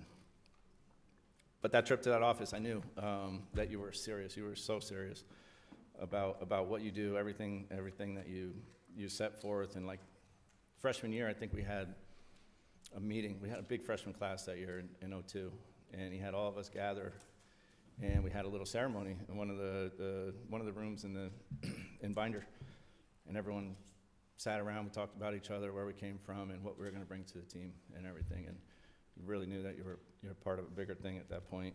And we kept almost all the kids around the whole 4 years, didn't we? And that led to it. But it's so good to be in here with a room of some of my best supporters, right?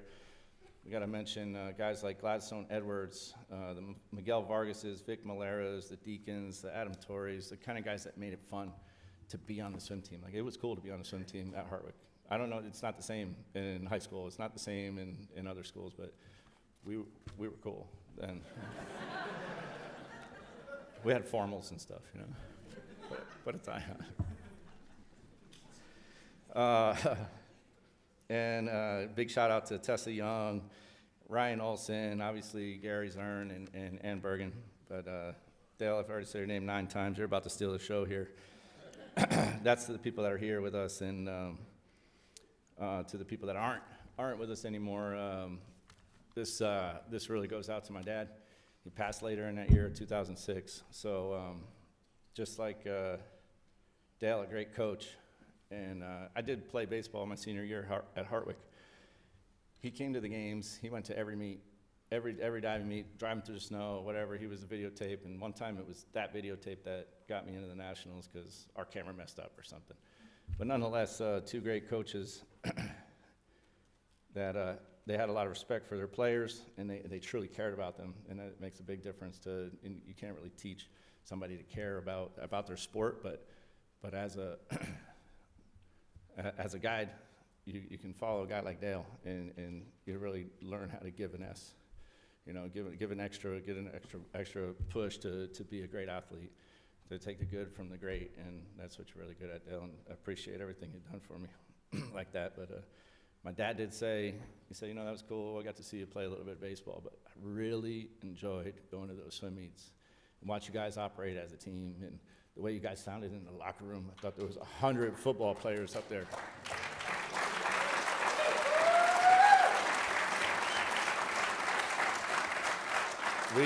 We were loud. We were loud in the locker rooms, blasting music, busting in lockers.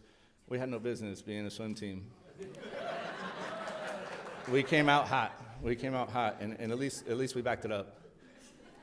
Because if we were losing, that'd be sad. We celebrated well, and we cheered well for each other, and it all worked out, you know. Thanks again. But I'm here at a Hall of Fame induction speech, and got a quote Pulp Fiction on the way out the door. This one's to my father, and you know what? He would have dug it. He really would have dug it. Thank you.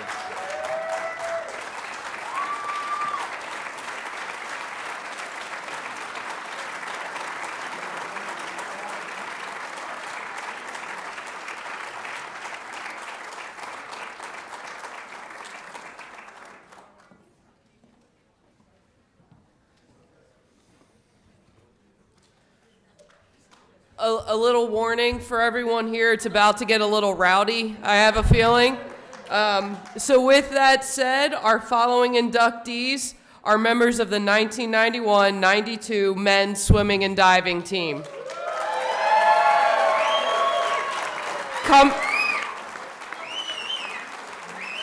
Coming forward to accept the plaque on behalf of the team and to speak, Crosby Bean, Andy Gray, and John Ferry.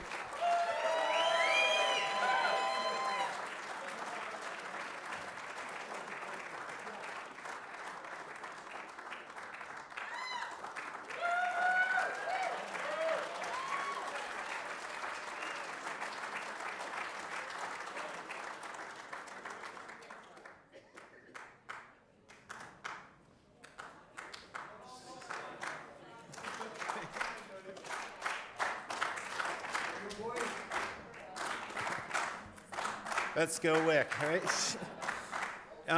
When we went to school, it was a little bit different. We weren't the Hawks, we were the Warriors. So it was a little bit of a different time back in 91, 92. I want to thank all the inductees tonight. Yeah, tremendous job, tremendous speeches, tremendous journeys. So thank you all. Today we're here to recognize the accomplishments of the 91-92 men's Hartwick swim team and diving team for the undefeated season. It's been 33 years since the team has been together. So seeing the team together again has been great. A lot of memories shared. I would also like to thank the families and friends that turned out to be here tonight for the event. I would also like to recognize the swimmers that couldn't be here, their families and their friends that couldn't be here. I know we're missing some of our team and former members. So again, definitely appreciate that they're here tonight for us. I would also like to thank the department, athletic department, for recognizing this team's accomplishment. One of the hardest things to do in sports is to go undefeated. It's really challenging. Starting my junior year in college, that was the last dual meet we lost. We won every meet straight through to the end, so it's really hard to do. So the defeat doesn't happen by accident. It takes a team and coaches that are determined and dedicated and tenacious about achieving their goals. And over that 4 seasons, that was part of the team. We continue to improve every year. And a big part of that was Dale. Dale's hard work, his effort, his commitment, it's hard to get up at, 5 or 6 in the morning and arrive at the pool and be there day after day. And, in the middle of the winter time when it's cold and dark, you don't feel like getting out of bed. And then to show up again for your evening practices where you're doing weights and then you're doing more swimming. And so it takes a lot of dedication to get there. And that's a big factor to our success. You have to have people that are committed to want to do that. Being in the swimming pool, it's tough. Swimming is a conditioning sport, so you pretty much get what you put into the sport. It takes a lot of time and effort. And this team earned success by what we did in the pool. I think that was a big part of how we got there. One of my favorite memories ending at Hartwick was the conference meet, our last year. At the end of the year, they give up this cup for winning the conferences. And we had accomplished it. It seemed like impossible because, back from the freshman year on and when we got, but we were in the middle of the pack. So to go from there to get to that end goal was pretty amazing. And I happened to be with these two gentlemen over here, Andrew and Cosby. Ultimately, we wanted the whole team up there. And I remember we tried to get everybody up there on the podium. There wasn't a lot of room, but I think we got pretty much everybody up there. So if I could have all you guys up there, I would definitely have you up here on the podium with me because you guys deserve it as much as I do or anybody here. So, all right. Your turn, guys.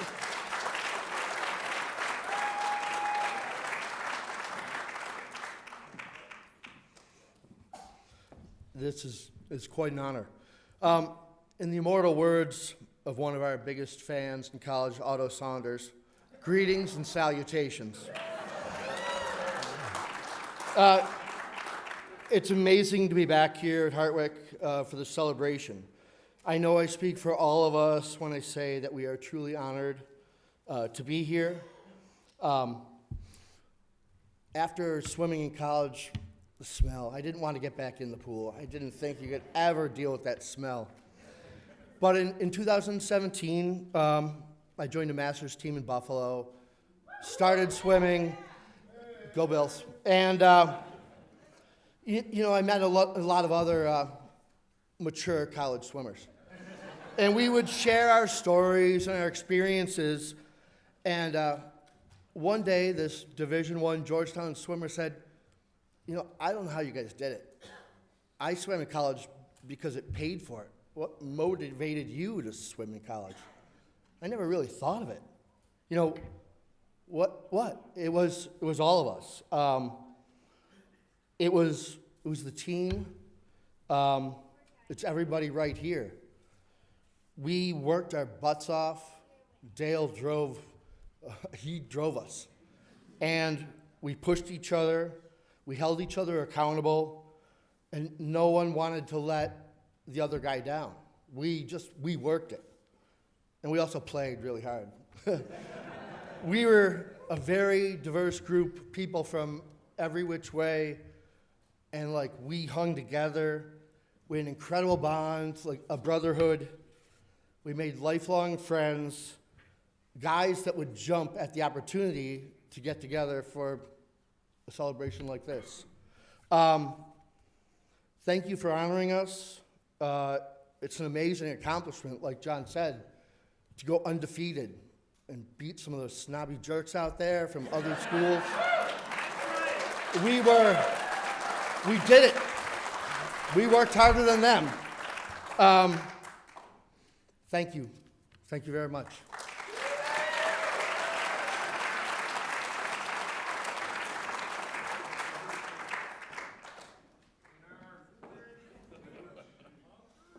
Good evening.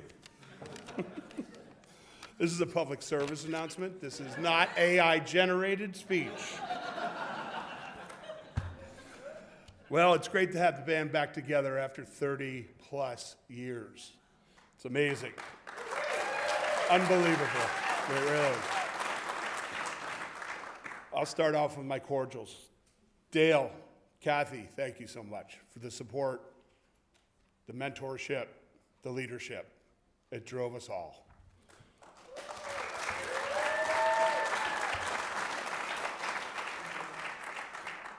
I forgot how hilly this place is. Thank you, Hartwick College. Holy cow, it is hilly. I forgot. It's been a long time. Thank you to the Hall of Fame committee for considering us in their candidacy and approving us. And most importantly, thank you to my teammates. Without you guys, none of us would be here. This was a collective effort.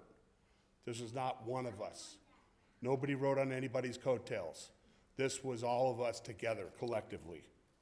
And we found out about this induction a decent while ago, and I struggled to kind of put together a speech because it's been so long. We haven't been with each other in years. You know, there are people that I see from time to time that are very close to me, but we're from so many different places. We all have different lives.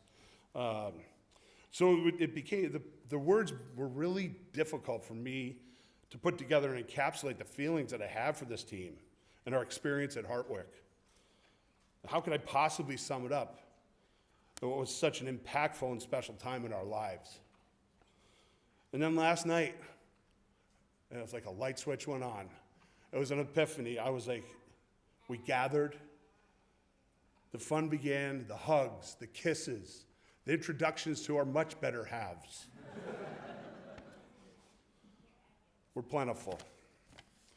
As we reminisced, the memories came flowing back, and I realized that this was a band of Hartwick warriors. And all swam so much more than such a swim team. Yes, we trained, we persisted, and we bonded towards a common goal of excellence in the pool, but it wasn't really ever just about the swimming. We spoke last night. We reminisced.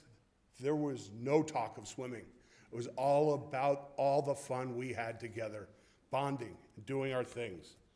Our success was born from the camaraderie and friendship that gave us the will to achieve our goal that year.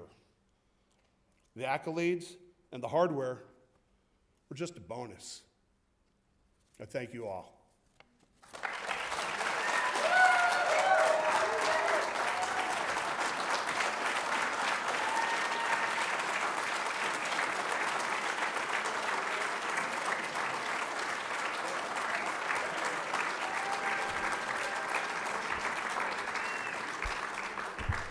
At this time, I'd like members of the 91-92 swim and dive team to gather over here to my right, your left, and we will be presenting you with your individual plaques. As they gather, individual inductees, I'd like to remind you that your individual plaques are up here that you get to take home with you, so do not leave without them. Yeah.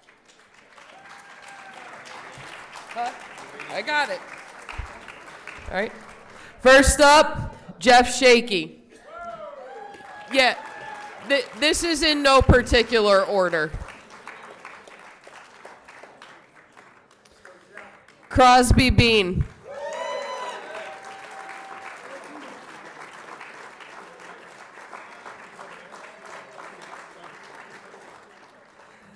Scott DiGiacomo.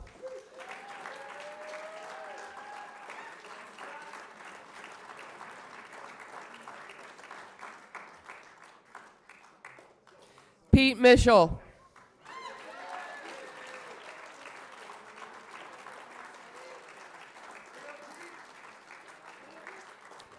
Chris Hedgemanowski.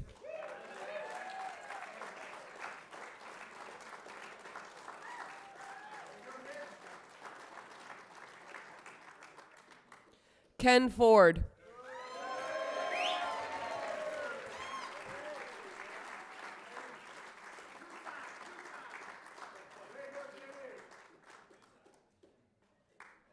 Chris Woodard.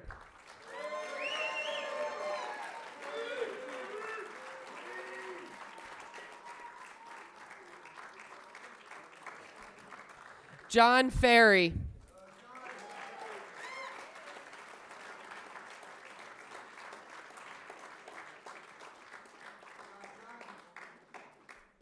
Joe Kerrigan.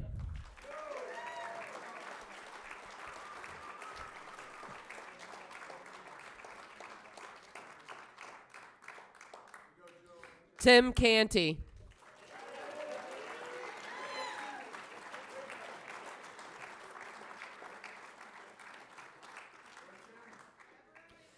Ben Coombs.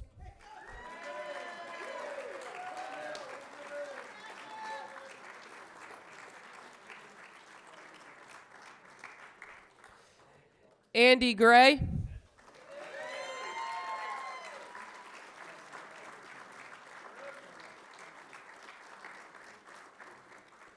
Tom Haig.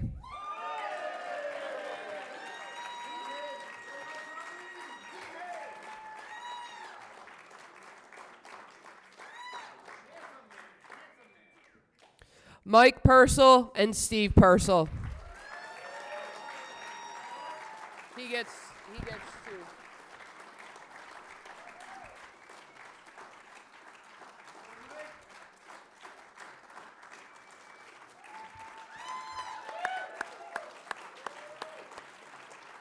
People show up, we good?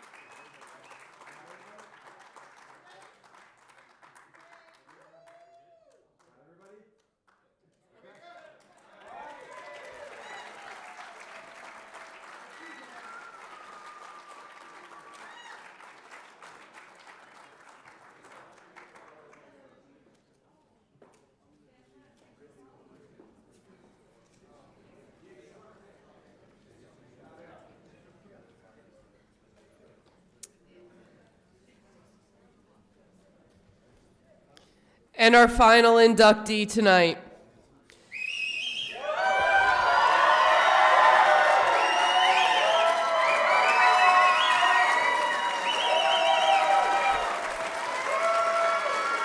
In his 40th season as our men's and women's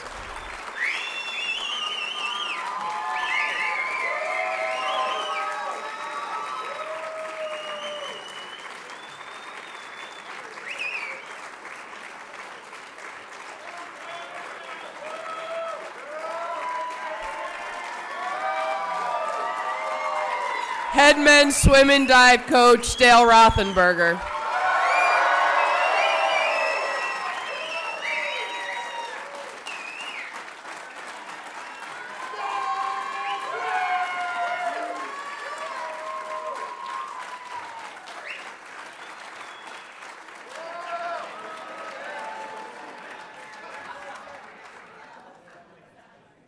Oh boy. Oh boy, oh boy, oh boy, oh boy, oh boy. Sorry. Tom, I brought the watch up here. Yeah. All right, well, wait a minute. Let me get my speech together here.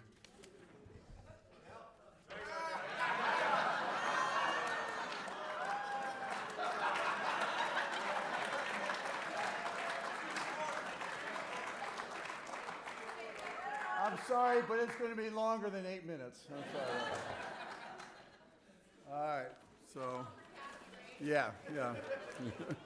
I needed this. I really needed this. I needed a laugh. I definitely needed a laugh. So here we go. Thank you, everybody. It really means a lot to me. Thank you so much for this incredible honor. Standing here today, being inducted into Hartwick College Athletic Hall of Fame feels both humbling and surreal. When I first stepped onto this campus over 4 decades ago, interviewing with then college president Phil Wilder, athletic director Tom Green, assistant athletic director Betty Powell,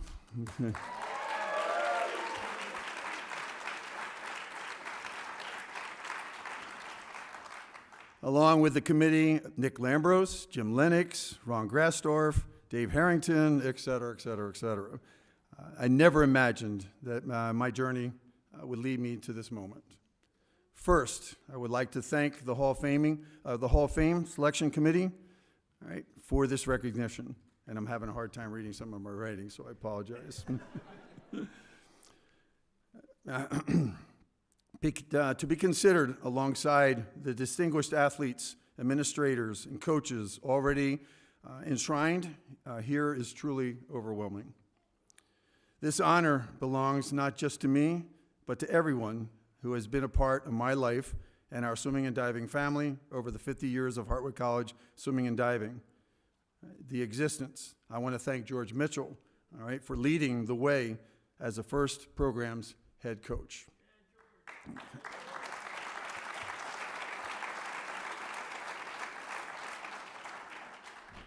Congratulations to the fellow inductees, Lindsay, Olivia, Tom, Marcus, Mark, the 1991-92 swimming and diving team. It truly is an honor to be a part of your induction ceremony. Second on the list, but first in my life, my rock, my love of my life, my wife, my partner, Kathy, of 48 years.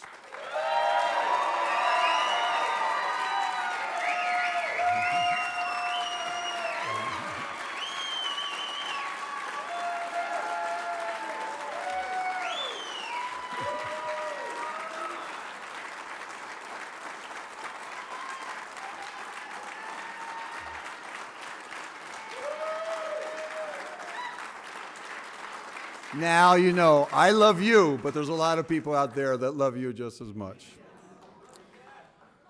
Hartwick is Kathy is a 1988 Hartwick grad from the business program, business administration. Kath, you are the wind beneath my wings. Okay. To my family, our family. To my daughters, Dana Faulkner, 2000 grad. Tara McCoy, 2002 graduate of Hartwick College. Nicole, all right, Nicole Rothenberger, where is Tassi? Carabinas, okay. All right, 2005 graduate of Hartwick College.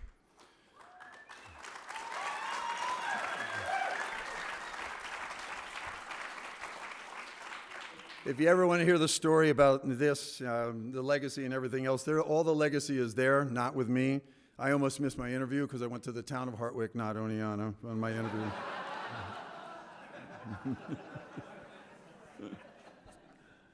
To our son, Lucas, all right, along with my son-in-laws, Jason Faulkner, 2000 grad.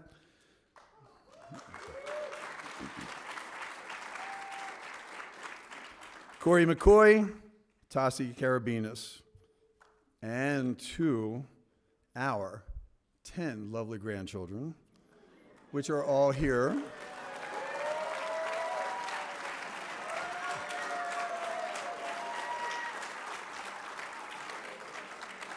All right, here we go, real quick. Reese, Addison, Rose, Avery, Peyton, Parker, Riley, Piper, Taylor. Notice all the girls? Owen.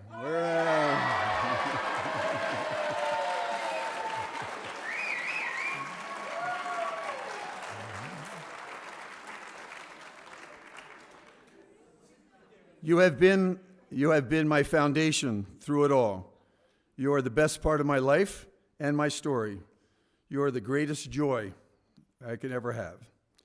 Through all these years, all the early morning practices, late afternoon practices, the long weekend meets, late nights recruiting, training trips, you supported every moment. You understood that coaching wasn't just, a job for me. It was a calling. It was my passion. Your presence, your love, your encouragement, and your patience, all right, made it possible for me to pour my heart into the program for over 40 years. I couldn't have done it, any of this, without you. I love you all very much, and thank you.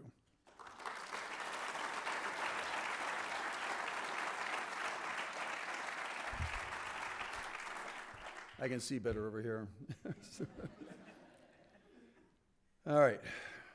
To my parents and my siblings, Mom and Dad, Zelda and Lo Rothenberger, thank you for being the loving and supporting parents you always were. You and Dad did an amazing job raising Brenda, Dan, and myself, instilling values that are still with us to this present day. My brother and my sister are here with me, Brenda and Dan. Thank you for being here for this evening event. It means everything to me. Okay.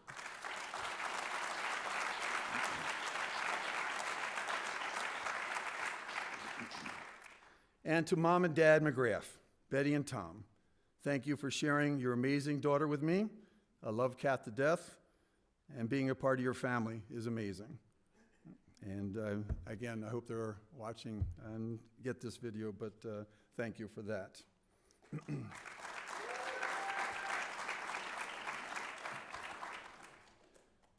I hate using this word assistant, but I'm going to use the word to my assistant coaches throughout the years, my colleagues. You are far more than assistants. You are the loyal partners, collaborators, friends. You help shape not just teams, but our program and the young lives that we had influenced. Your dedication to excellence and your commitment to our athletes and to me made our program what it is and what it has become. Thank you for sharing in my vision and for making the long hours feel like shared adventures. I appreciate it, and thank you. And if there's any of my assistants, my colleagues, would you please stand and be recognized, because I couldn't name them all.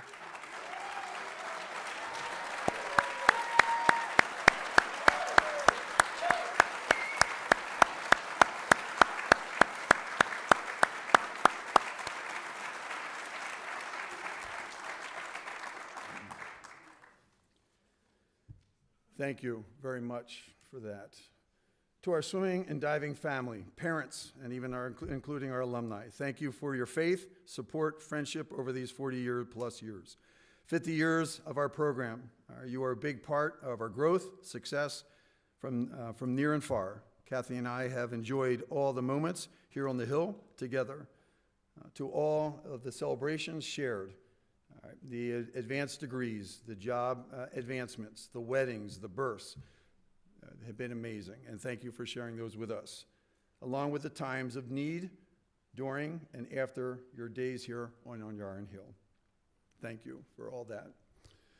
To the board, administrators, and staff at Hartwick College, thank you for believing in our program, providing the support that allowed us to compete and thrive. Our commitment, your commitment to student-athlete success created an environment where all our swimmer and divers and our athletes could excel both in the pool, in the classroom, on the field. Jim, President Mullen, you and Mary are perfect for Hartwick College in every way, and we thank you for your leadership. Thank you.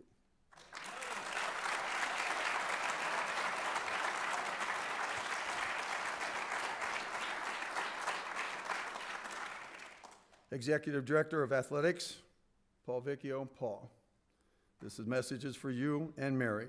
I'm sorry, you and Dawn, sorry. Lost it here. You have Hartwick Athletics moving in the right direction in less than 2 years. As our athletic department leader, we thank you for your guidance, we thank you for your patience, and your love and passion for what we all stand for, and thank you.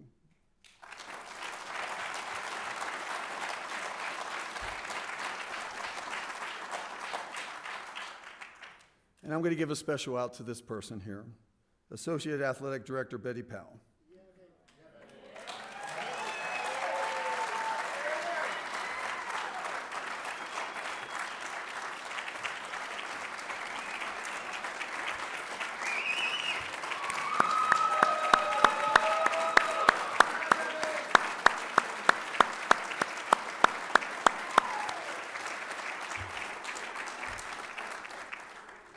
Betty, you have been with me the entire time, always providing me with what I needed when I needed it, administratively, as well as being a very close, caring friend to me, Kathy, and our family. From Kathy, my family, and I, thank you for caring, and your caring devotion and friendship. All the best to you as you head down that retirement path. But Betty, thank you for everything.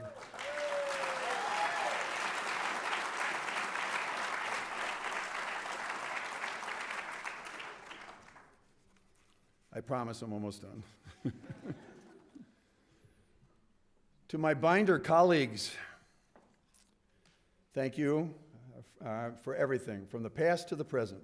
Jim Lennox to John Scott, Anna Meyer to Aaron Urinton, George Mitchell to Heidi Hoffauer-Buzzy, Nick Lambros to Brad Cooper, BK, Samantha, Sarah, Nora, Colleen, I could just go on and on and on, okay? Along with all the colleagues I did not mention, you have made working in this building and on this campus the best experience a person could ever ask for. You have all had an impact in my Hartwick career and my life, and I thank you for everything you've done.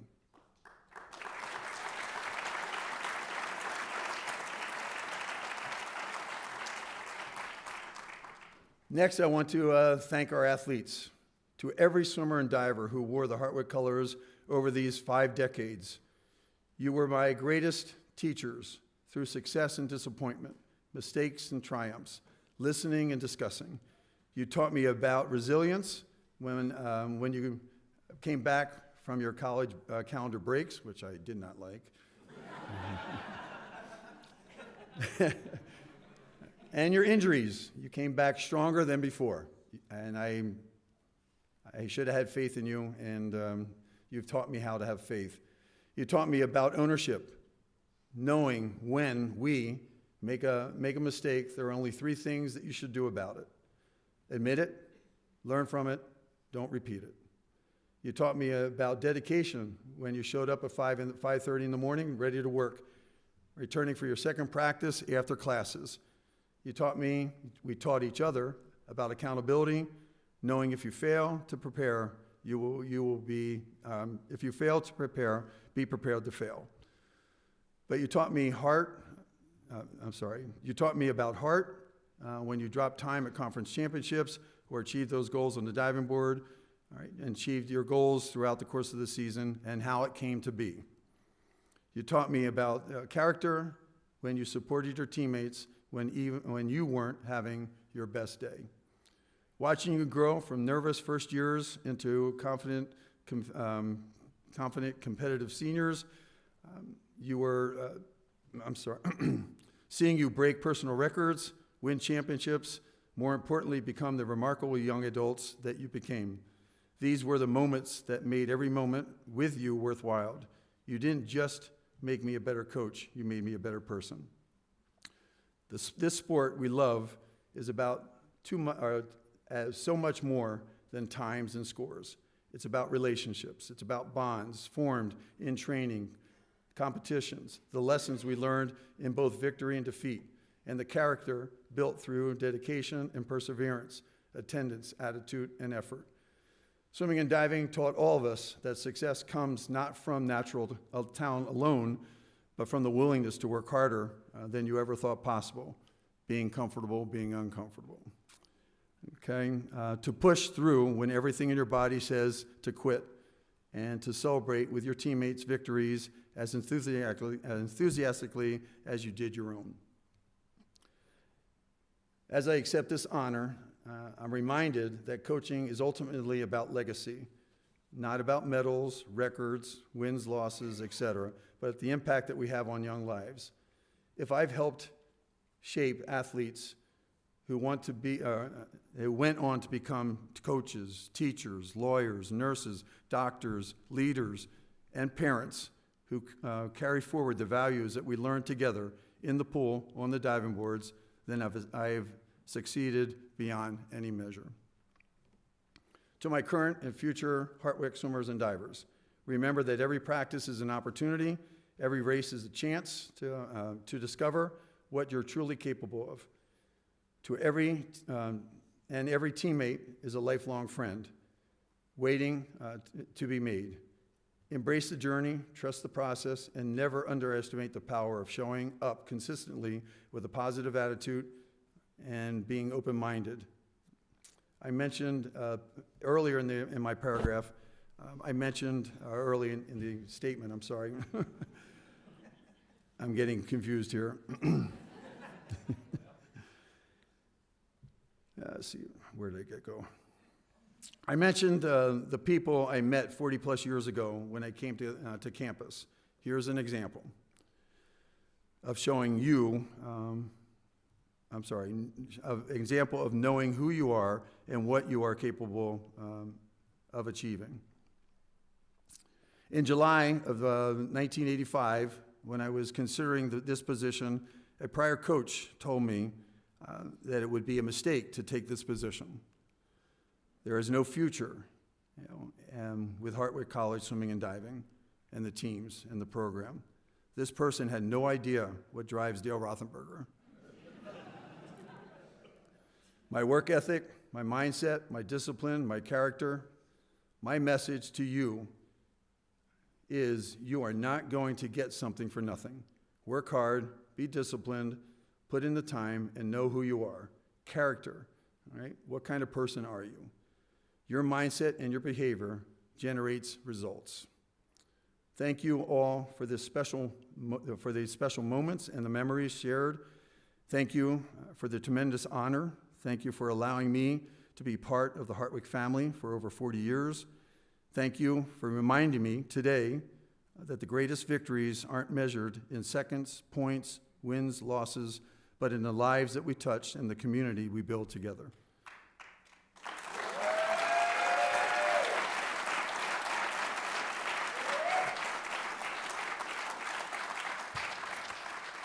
My last statements are simply, true champions wear Hartwick royal blue and white and soar higher. Go Hawks, and thank you.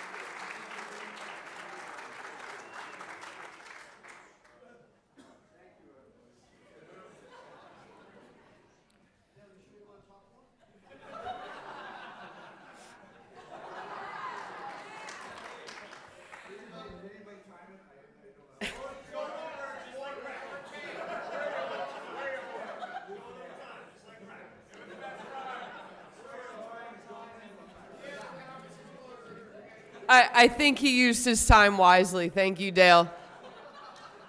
Congratulations again to the Hartwick College Athletics Hall of Fame class of 2025. Please give these 7 amazing inductees another round of applause.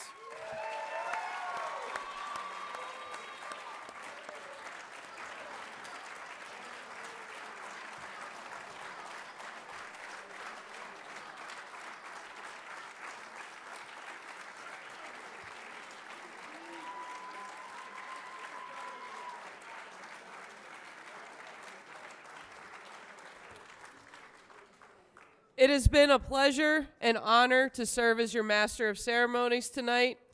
Inductees, please come to the plaque table for one final group picture to pick up your individual plaques. Before that, I'd like to introduce to the podium for closing remarks, Hartwick College President James Mullen.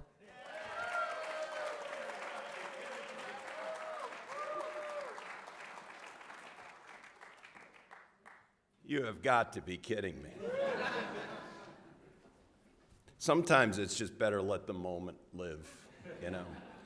So I'm going to be remarkably brief, but I do think it's worth stepping back for a minute and thinking about what tonight means, what this weekend means. There are a lot of places around the country that are having reunion weekends. A lot of those snooty places you were talking about. I'll tell you one thing. There's not a campus in the country prouder than this one today. Yeah.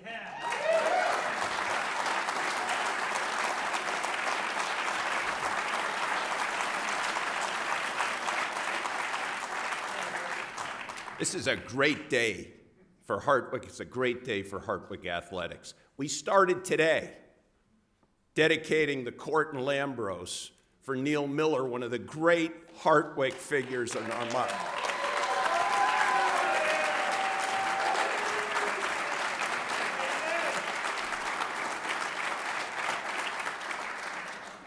And I think it's time, it's really time for everybody who's been a part of the legacy that's Hartwick athletics to come home and remember what this place means and what you mean to it. Think about it for a second. Why does somebody transfer from Syracuse University to come to Hartwick University, to Hartwick College? Why do people travel halfway around the world to come back to this campus and interrupt their vacation doing it? And I don't know how the heck long you were on an airplane coming from New Zealand. Why do you do it? Why does Betty Powell give 50 years of her life with joy?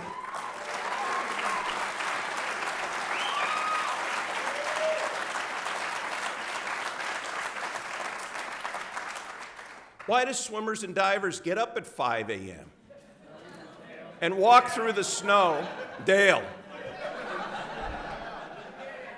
and walk through the snow and get on that? I was scared to death listening about the 3-meter board. Why do they do it? Why does somebody who has had one of the most profound impact on international sport come back constantly to this campus, look at me with tears in his eyes, and talk about how much he loves it? Why? Why does somebody who could have coached anywhere in the United States of America give 40 years of his life to this hill? Why did all of you give so much of who you are to be part of Hartwick and athletics?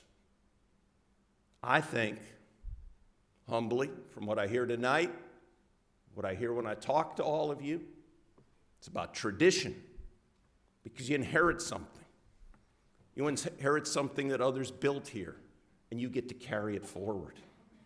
You do it because of the friends you make here, teammates. You do it because there's something bigger than you, and you find a magic here in doing that.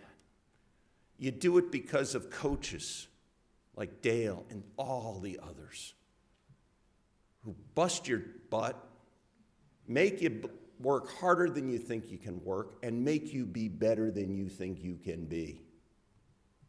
That's why.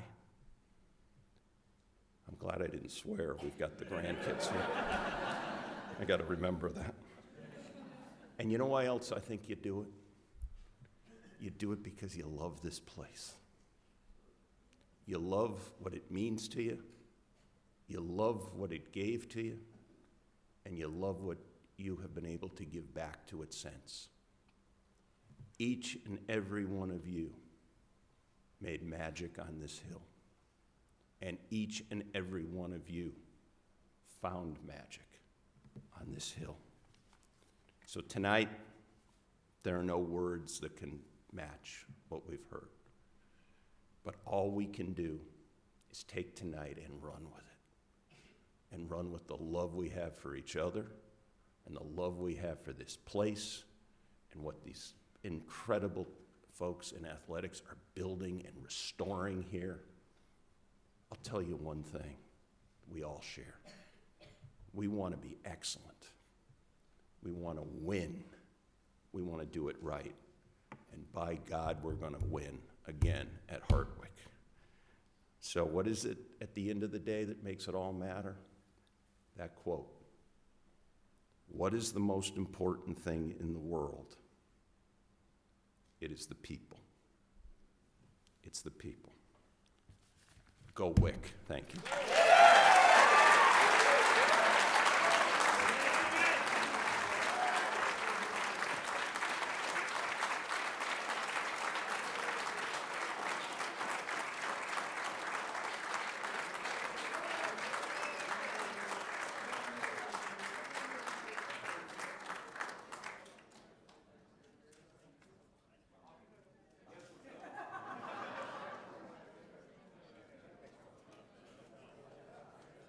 I'd ask our honorees to come forward.